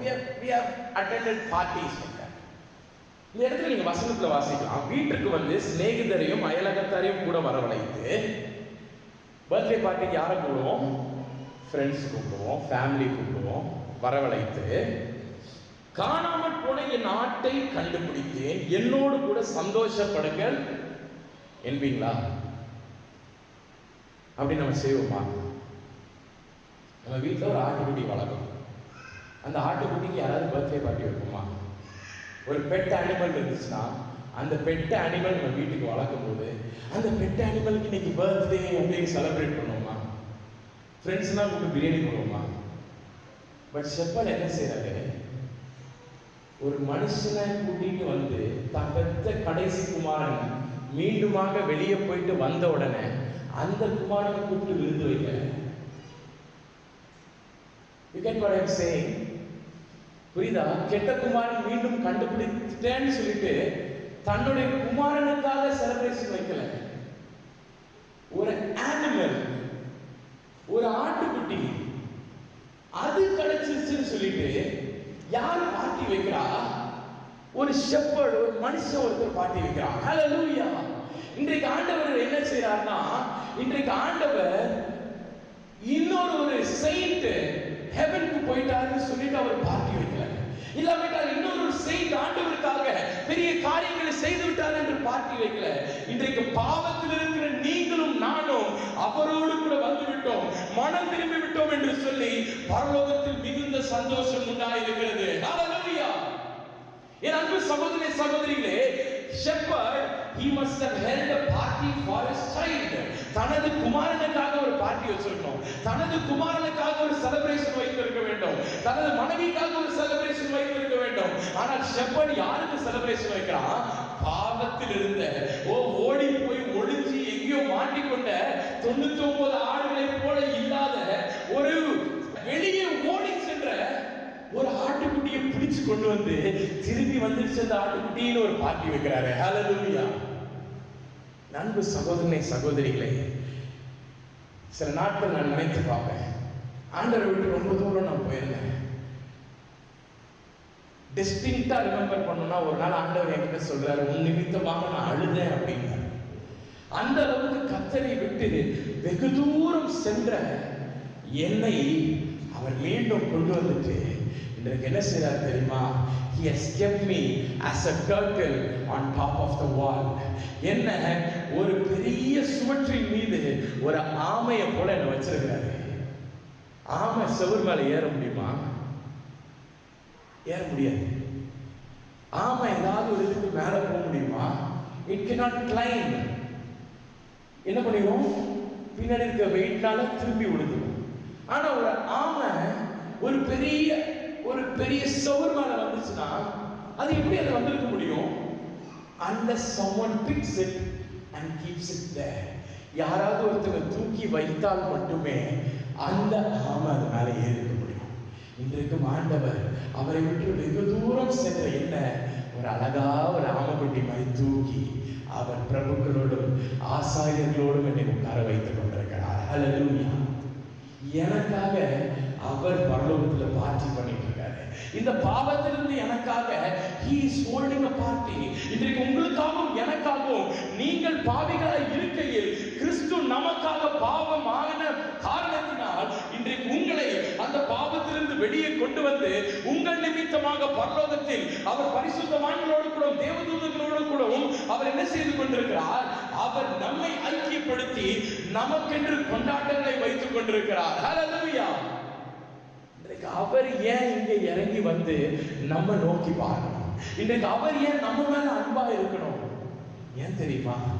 அவர் தனது அப்போஸ்தலர்கள், தனது சீஷர்கள், தனது பரிசுத்தவான்கள், தனது தேவதூதர்கள், இவர்கள் எல்லாரையும் விட நம்மை விலையேற பெற்றவர்களாக அவரை கண்டு கொண்டிருக்கிறார். ஹல்லேலூயா. He finds us to be more special. லூக்கா எழுதின சுவிசேஷம் 23ஆவது அதிகாரம் 39 43 வரை உள்ள வசனங்களை திருப்பி கொள்ளுங்க. இந்த இடத்துல ஒரு மனிதனை குறித்து நம்ம பார்க்கலாம். அந்த மனுஷனுடைய பேர் என்னது? டிஸ்மாஸ். இந்த டிஸ்மாஸ் என்கிற வார்த்தைக்கு கிரேக்க வார்த்தை, அதோடைய அர்த்தம் என்னன்னா சன்செட், சூரியன் அஸ்தமித்தது. அவன் வாழ்க்கையில் என்ன ஆயிடுச்சு? சூரியன் அஸ்தமித்துச்சு. அவனுக்குன்னு யாருமே இல்லை, கூட பிறந்தவங்க இல்லை, அவனை கொன்னா கேள்வி கேட்கறதுக்கு ஒருத்தனும் கிடையாது, அவனுக்கென்று ஒரு ஆதரவு யாருமே கிடையாது, அவருக்காக ப்ளீட் பண்ணுவதற்கு ஒரு அட்வொகேட் கிடையாது, அவருக்காக பரிந்து பேசுறதுக்கு ஒருத்தருமே கிடையாது. There was nobody for this orphan. அந்த ஒரு மனிதனுக்கு அவனுக்குன்னு யாருமே கிடையாது. ஒரு நாள் இயேசுவானவர் மனசுல பார்த்துட்டு சொல்றாரு, சரி இந்த கல்வனை நம்ம பரலோகத்தில் சேர்த்தா எப்படி நல்லா இருக்கும், இந்த கல்வனை பரலோகத்துக்கு சேர்த்தா எவ்வளவு நல்லா இருக்கும்.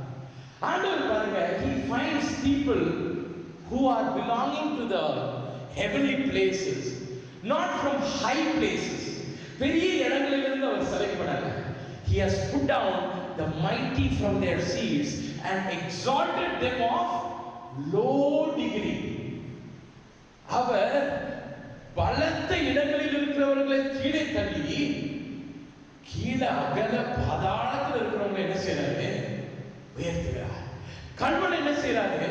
கல்வனை உயர்த்தி நான் பரலோகத்திற்கு கொண்டு போறேன்றாரு. மாமா எனக்கு ஒரு தடவை சொல்லி கொடுத்தாங்க, என்ன நடந்துச்சா, இந்த டிஸ்மாஸ் ஆகிய அந்த நல்ல கல்வனை ஆண்டவர் என்ன செய்யறாரு? பரலோக ராஜ்யத்திற்கு கொண்டு போனாராம். பரலோக ராஜ்யத்திற்கு கொண்டு போனோன்னே முதல்ல யாரு பரலோகத்துக்குள்ள என்ட்ராவான்னு சொன்னோன்னே எல்லாரும் திருப்பி பார்த்து கேட்டாங்க, ஆண்டவரே முதல்ல யாரு போறா? உமக்கு முன்பதாக யார் போறா? who is going to precede you? ஒரு பெரிய பிரஸ்டீஜியஸான ஒரு இது. இயேசுவானவர் தனது கரங்களில் தனது ரத்தத்தை தூக்கி கொண்டு வருகிறார். முதலாக பரலோகத்துக்குள்ள என்ட்ராவ போறாங்க. அந்த பரலோகத்துக்குள்ள என்ட்ரான அடுத்த நிமிஷம் என்ன ஆயிடுது? உலகத்திற்கே மீட்பு கடந்து வரப்போகிறது. அந்த ஒரு ஐகானிக்கான அந்த மொமெண்ட். அப்ப யார் முன்னாடி போவான்னு ஆண்டவர் திரும்பி பார்த்து சொன்னாரா, என்னுடைய இந்த காணாமல் போன இந்த ஒற்றை ஆடு இவன் முன்னாடி போட்டோம்னு சொன்னாரா. ஹல்லேலூயா. Who went inside? There was not Abraham who went inside. There was not John who went inside. There was not nobody. யோவான் ஸ்நானகன் கூட உள்ள போல. யார்மா போனா? போனது இந்த காணாமல் போன இந்த ஒரே ஒரு ஆளாகிய இந்த நல்ல கல்வனாகிய இந்த டிஸ்மாஸ், இந்த சன்செட் ஆகிய டிஸ்மாஸ். அவன் வாழ்க்கையில் ஒருவேளை சூரியன் அஸ்தமித்திருக்கலாம், ஆனால் நீதியின் சூரியன் அவர் வாழ்க்கையில் உதித்தார். ஹல்லேலூயா. அவரை உள்ள அனுப்பி விட்டாங்க. சாதாரணமா போலையா? அவன் போகும்போது அவனுக்கு முன்பதாக ஒரு பிரைட்டான ஒரு கிராஸ் ஒன்று இருந்துச்சா. அந்த கிராஸ்ல இருந்து மகிமை எமினென்ட் ஆகிக்கொண்டே இருந்துச்சா. அது முன்னாடி போக போக இவன் போனானா, ஓ பரலோகத்தில் இருக்க தேவதூதர்கள் பார்த்தானா, ஓ யாரா இந்த செயிண்ட், ஓ புது செயிண்ட் ஒருத்தர் இருக்காரு, who is this saint அப்படின்னு கேட்டாங்களா. எல்லாரும் கேட்டாங்களா, யார் இந்த செயிண்ட்? இவர் செயிண்டாமா இவரு? who is this person? he was one man who sucked out blood. he was one man who robbed the people. மனிதர்களிடமிருந்து பொக்கிஷங்களை திருடுகிற ஒரு கல்வன். அந்த கல்வன் என்ன செய்யறான்? செயிண்டாக மாற்றப்படுகிறான். எப்படி மாற்றப்பட்டான்?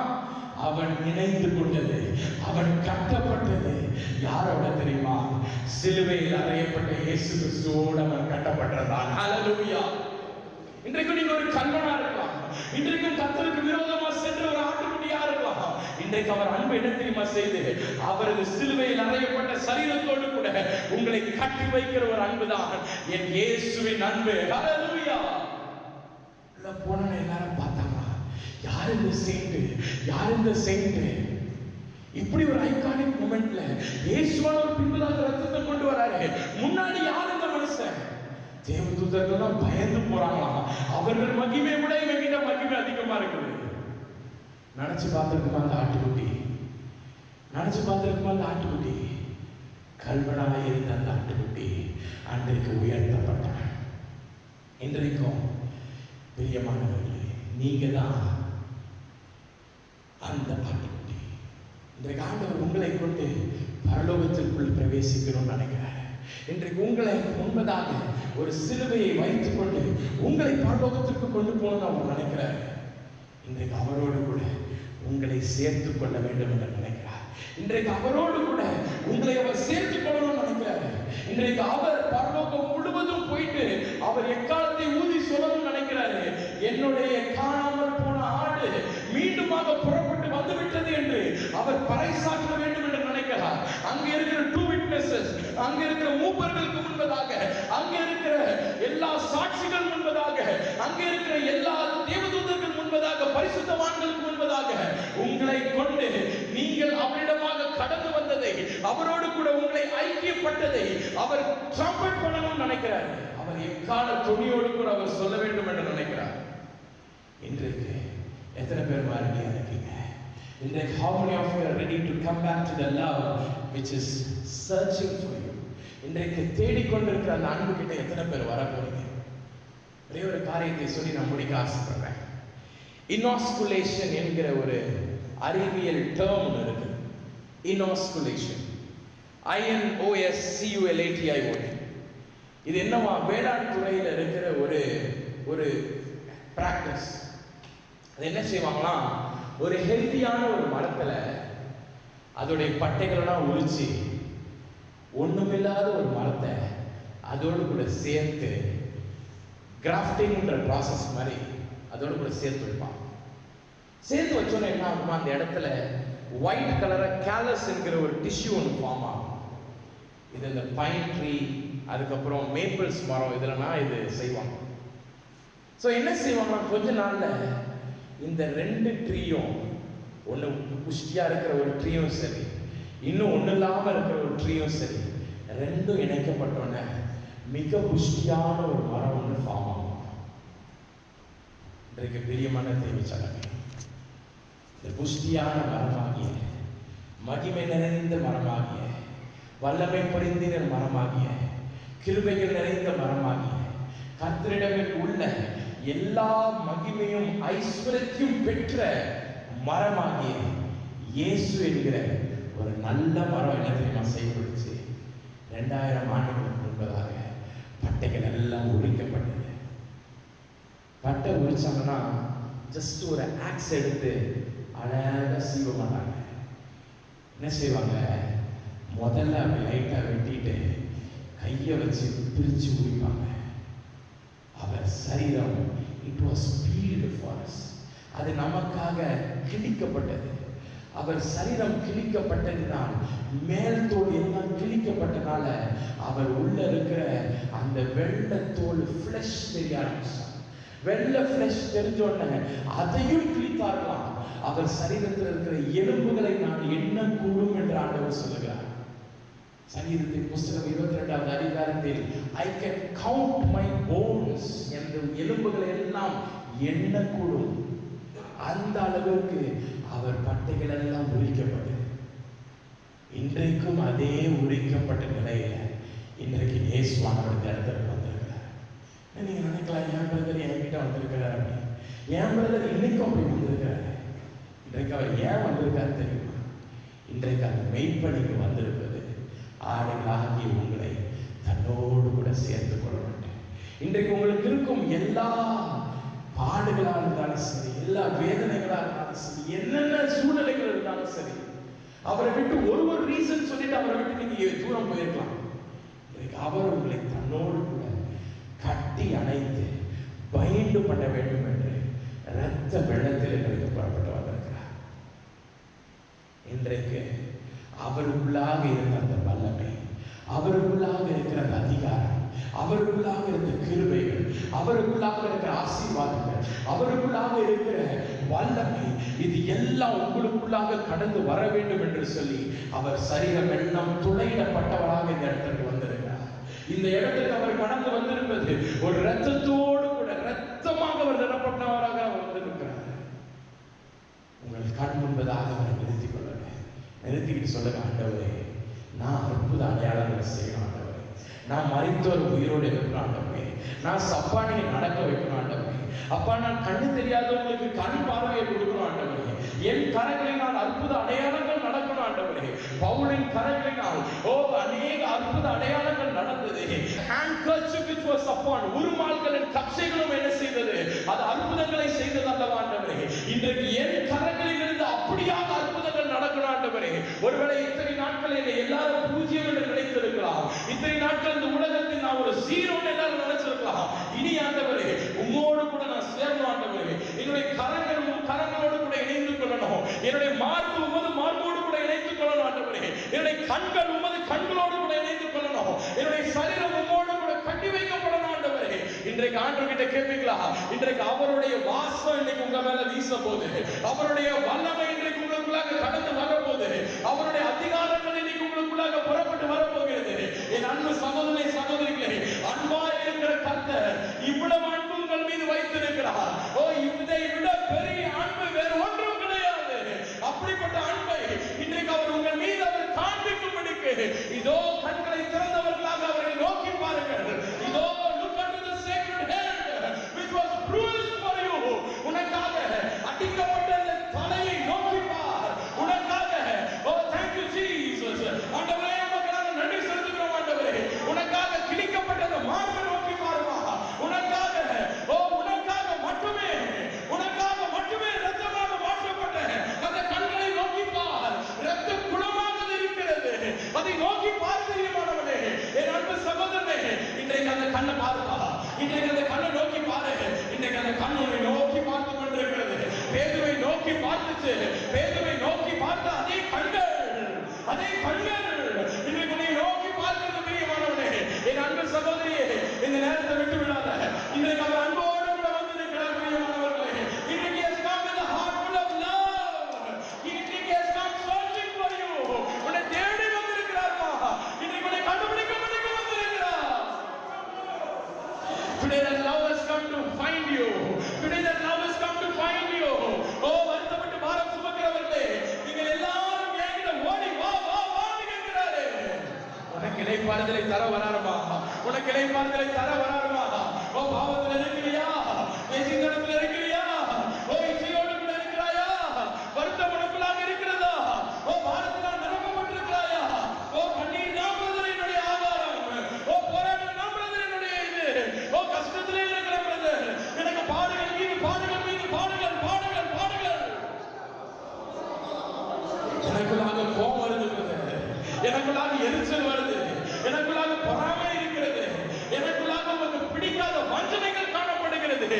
இருமாப்பு எனக்குள்ளாக இருக்கிறது. எதுவா இருந்தாலும் சரி, அவர் தனது மனவாட்டியை தேடி வந்திருக்கிறார். மனவாட்டியாகிய உன்னை தேடி வந்திருக்கிறார். என் அன்பு மகளே, இன்றைக்கு இயேசுவானவர் இன்றைக்கு என் மெய்ப்பதனை தேடி வந்திருக்கிறார்மா.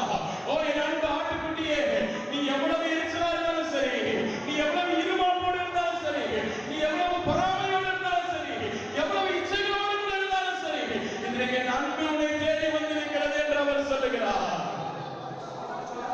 இன்றைக்கு உன்னை தேடி வந்திருக்கிறார்மா. அவரை நோக்கி ஓடுவாயா? என் அன்பு ஆட்டுக்குட்டி, அவரை நோக்கி ஓடுவாயா? இன்றைக்கு கேளு, அப்பா நம்ம நோக்கி ஓடி வராண்டவரே. என் அன்பு சகோதரி சகோதரிகளே, இது உன்னுடைய வேலை. இது உன்னுடைய வேலை. யாரை பார்க்காதீங்க. கண்களை மூடி சொல்லுங்க, ஆண்டவரே அப்பா நான் இன்னைக்கு உங்களை நோக்கி வராண்டவரே. அப்பா உங்களை நோக்கி வராண்டவரே. உங்களை நோக்கி வருகிறேன் ஆண்டவரே. I have come to you. I am running towards you. இன்றைக்கு உன்னை நோக்கி வந்திருக்கிற அந்த அன்பை பாரு. உன்னை தேடி அந்த அன்பு வந்திருக்குது. உன்னை தேடி வந்திருக்கு மகளே, என் அன்பு மகளே. இன்றைக்கு இயேசுவானவருடைய அன்பு உன்னை தேடி வந்திருக்குதுமா. என் அன்பு கடைசி கால ஊழியனே, எத்தனை நாட்களாக நீ இருந்து கொண்டிருப்பாய். இருக்கிற நிலைமையிலே இருக்கிற இதயத்தின் ஆழத்தில் ஒருவனை நினைச்சிருக்கலாம். நான் பெரியவனாக மாறிவிட்டேன், வயது மட்டும் நான் கூடிக்கொண்டிருக்கின்ற வழியே ஆவிக்குரிய அனுபவம் இன்னும் கூடவில்லை என்று கண்ணீர் வடித்துக் கொண்டு ஜெபித்துக் கொண்டிருக்கிற அன்பு சகோதரியே, இன்றைக்கு ஆண்டவர் சொல்லுகிறார், இன்றைக்கு மனவாட்டியாகிய உன்னை நான் தேடி வந்திருக்கிறேன். இன்றைக்கு the Lord has come. How many of you are ready to receive him? How many of you are ready to receive him? எத்தனை பேர் அவரை பெற்றுக்கொள்ள ஆயத்தமா இருக்கிறீங்க? எத்தனை பேர் அந்த மெய்ப்பரை பெற்றுக்கொள்ள ஆயத்தமா இருக்கிறீங்க? எத்தனை பேர்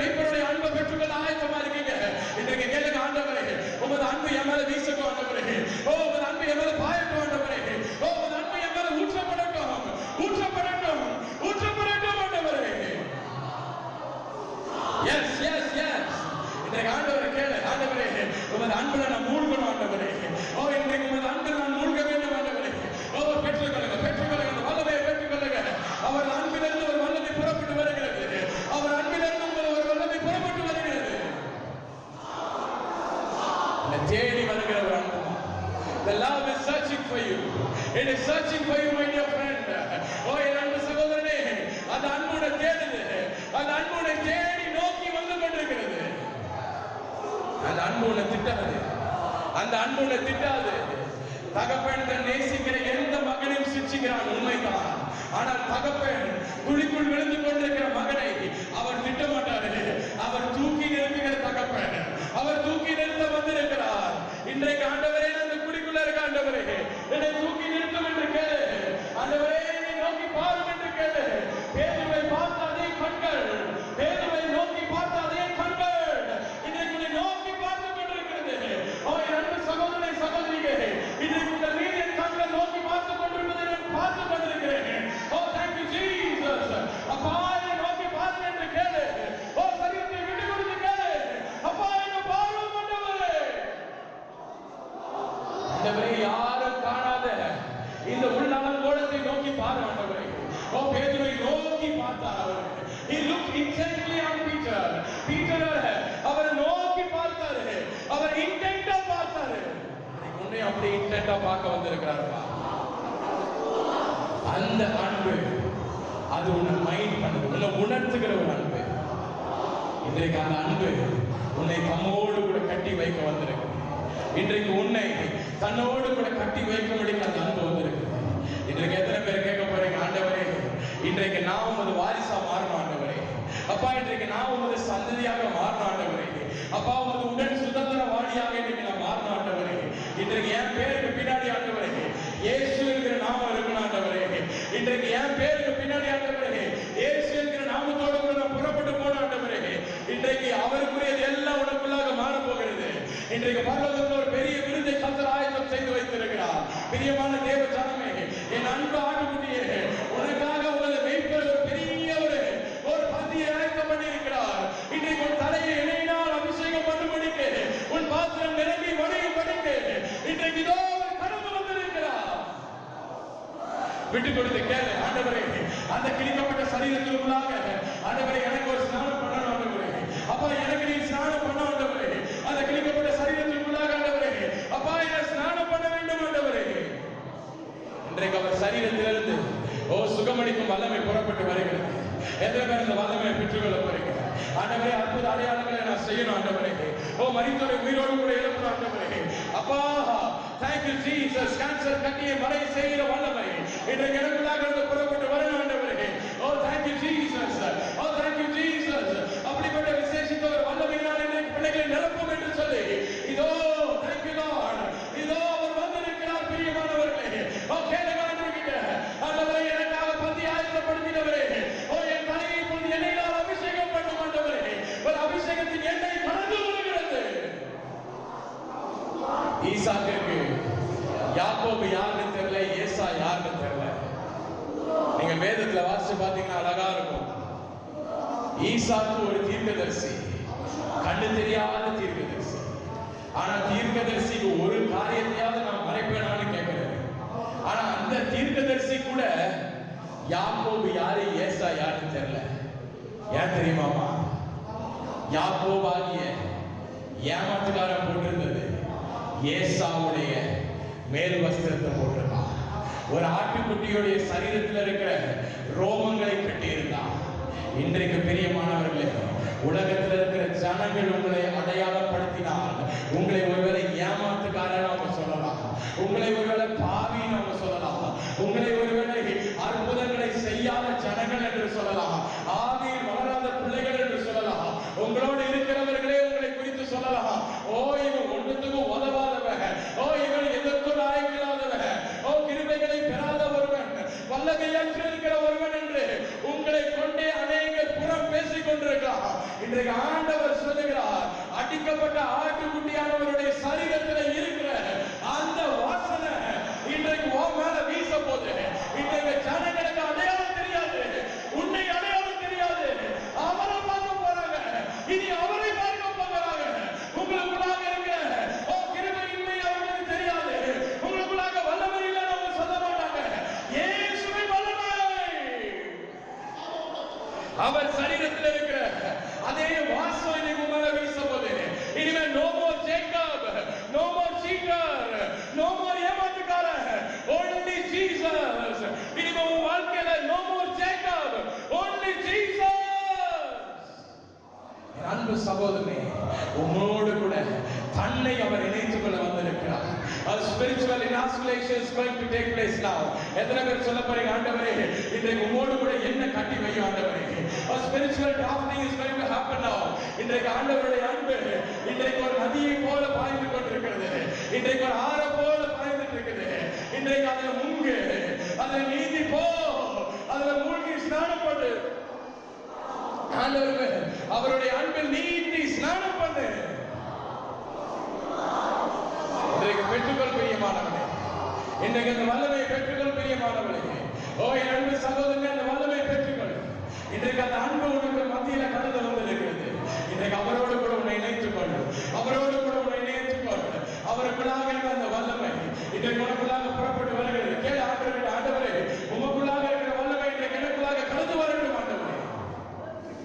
எங்கள் அன்பின் பரலோக பிதாவே, தகப்பனே இவ்வளவு நேரம் ஆண்டவரே எங்களோடு கூட நீர் இடைப்பட்டீராக. உமது அன்பை எங்களுக்கு விவரித்து காண்பித்தீராக. உமது அன்பின் ஆழம், நீளம், உயரம், அகலம் என்னவென்பதை எங்களுக்கு காண்பித்து இன்று முதல் நாங்கள் ஒவ்வொரு நாளும் நினைவு கொள்ளட்டும். உமது அன்பை எங்களை காண்கிறது, எங்களை தேடுகிறது. உமது அன்பை எங்களை உணர்த்துகிறது. உமது அன்பு உம்மோடு கூட எங்களை கட்டி வைத்துக் கொள்கிறது. இதுவே எங்கள் வாழ்வாக இருக்கட்டும். உமது அன்பை உணர்ந்தவர்களாக நாங்களும் புறப்பட்டு சென்று உமது அன்பை வெளிப்படுத்துவவர்களாக மாறட்டும். இன்றைய தினமிருந்து ஆண்டவரே எங்கள் வாழ்க்கை அதிசயமான வாழ்க்கையாக, அசாதாரணமான கிரியைகளை செய்யும் வாழ்க்கையாக மாற்றப்படணும்.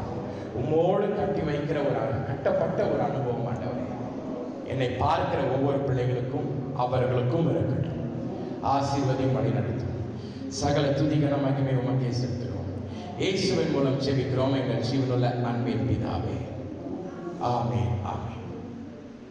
பிரியமான தேவ ஜனமே, நமது அன்பு சகோதரர் எல்வித் ஏ ஜூனியர் அவர்கள் கொடுத்த தேவ செய்தியை உங்களிடமாக நாங்கள் ஒளிபரப்பி உள்ளோம். இந்த தேவனுடைய வார்த்தை உங்கள் ஒவ்வொருவருக்கும் பிரயோஜனமாக இருந்திருக்கும் என்பதில் எனக்கு எந்த சந்தேகமும் இல்லை. இந்த தேவனுடைய வார்த்தையை மற்றவர்களிடமாகவும் நீங்கள் பகிர்ந்து கொள்ளும்படி உங்களை நான் அன்போடு கூட கேட்டுக்கொள்கிறேன். உங்களுக்கு இருக்கும் ஜெப விண்ணப்பங்களை எங்களிடமாக தெரியப்படுத்த நாங்கள் வாஞ்சிக்கிறோம். திரையில் காணப்படுகிற தொலைபேசி எண்ணிற்கும் அலைபேசி எண்களுக்கும் நீங்கள் அழைத்து உங்கள் ஜெப விண்ணப்பங்களை சொல்லும் பொழுது உங்களுக்காக நாங்கள் ஜெபிக்க ஏதுவாக இருக்கும். 24 மணி நேரமும் உங்களுக்காக நாங்கள் ஜெபிக்க வாஞ்சிக்கிறோம். திரையில் காணப்படும் எண்ணை நீங்கள் தொடர்பு கொண்டால் தேவனுடைய வார்த்தையை உங்களுக்கு நேராக ஊழியர்கள் கொண்டு வருவார்கள். எங்களது இணையதள சேவைகள் யாவும் திரையில் காணப்படுகிறது. முகநூல், ட்விட்டர் மற்றும் இன்ஸ்டாகிராம் பக்கத்தையும் பின்தொடரவும். எங்களது யூடியூப் சேனலை நீங்கள் சப்ஸ்கிரைப் செய்யும் பொழுது இதில் பதிவிடப்படும் தேவனுடைய வார்த்தை உங்கள் வீடுகளுக்குள்ளாகவும் உங்கள் கைகளுக்குள்ளாகவும் புறப்பட்டு வரும். நமது ஊழியத்தின் உபவாச கூட்டங்களுக்கு உங்களை நாங்கள் அன்போடு கூட அழைக்கிறோம். ஒவ்வொரு மாதமும் முதலாம் வார சனிக்கிழமை கேரளா மூணாரில் உள்ள ஹோட்டல் ஹில்வியூவில் வைத்து உபவாச கூட்டம் நடைபெறுகிறது. கேரளா மூணார் சகோதர சகோதரிகளே, மறவாமல் கலந்து கொள்ளவும். ஒவ்வொரு மாதமும் 2வது வாரம் ஞாயிற்றுக்கிழமை மகாராஷ்டிராவில் உள்ள மும்பை கல்யாணில் வைத்து உபவாச கூட்டங்கள் நடைபெறுகிறது. மும்பை சகோதர சகோதரிகளே, தவறாமல் அதில் கலந்து கொள்ளுமாறு உங்களை அன்போடு கூட கேட்டுக்கொள்கிறோம். ஒவ்வொரு மாதமும் 3வது சனிக்கிழமை திருநெல்வேலி தென்காசி மாவட்டத்தில் உள்ள ஹோட்டல் ஆனந்தா கிளாசிக்கில் வைத்து உபவாச கூட்டங்கள் நடைபெறுகிறது. திருநெல்வேலி தென்காசி மாவட்டத்தில் உள்ள உங்கள் யாவரையும் அன்போடு கூட கலந்து கொள்ளும்படி உங்களை அழைக்கிறோம். ஒவ்வொரு மாதமும் 4வது ஞாயிற்றுக்கிழமை சென்னையில் வைத்து YMCA பிராட்வே ஹைகோர்ட்டிற்கு எதிரே உபவாச கூட்டங்கள் நடைபெறுகிறது. சென்னையில் இருக்கும் அன்பு சகோதர சகோதரிகளே, மறவாமல் பங்கேற்குமாறு உங்களை அழைக்கிறோம். இந்த உபவாச கூட்டங்கள் காலை 10 மணி முதல் மாலை 5 மணி வரை நடைபெறும். தவறாமல் எங்களோடு கூட கலந்து கொள்ளுங்கள். தேவ வல்லமையை பெற்றுக் கொள்ளுங்கள். இது குறித்து தானே விவரங்களை மேலும் அறிய திரையில் காணப்படும் எண்களை தொடர்பு கொள்ளவும். உங்களுக்கு சாட்சிகள் இருக்குமாயின் திரையில் காணப்படுகிற மின் அஞ்சல் முகவரிக்கு அதை பகிரும்படி உங்களை அன்போடு கூட கேட்டுக்கொள்கிறோம். எழுதி அனுப்ப வேண்டும் என்று விருப்பப்படுகிறவர்கள் திரையில் காணும் எங்கள் விலாசத்திற்கு உங்களது சாட்சிகளை கடிதம் வாயிலாக எங்களுக்கு அனுப்பிவிடுமாறு உங்களை நாங்கள் அன்போடு கூட கேட்டுக்கொள்கிறோம். கர்த்தர் தாமே உங்கள் ஒவ்வொருவரையும் ஆசீர்வதிப்பாராக. ஆமேன்.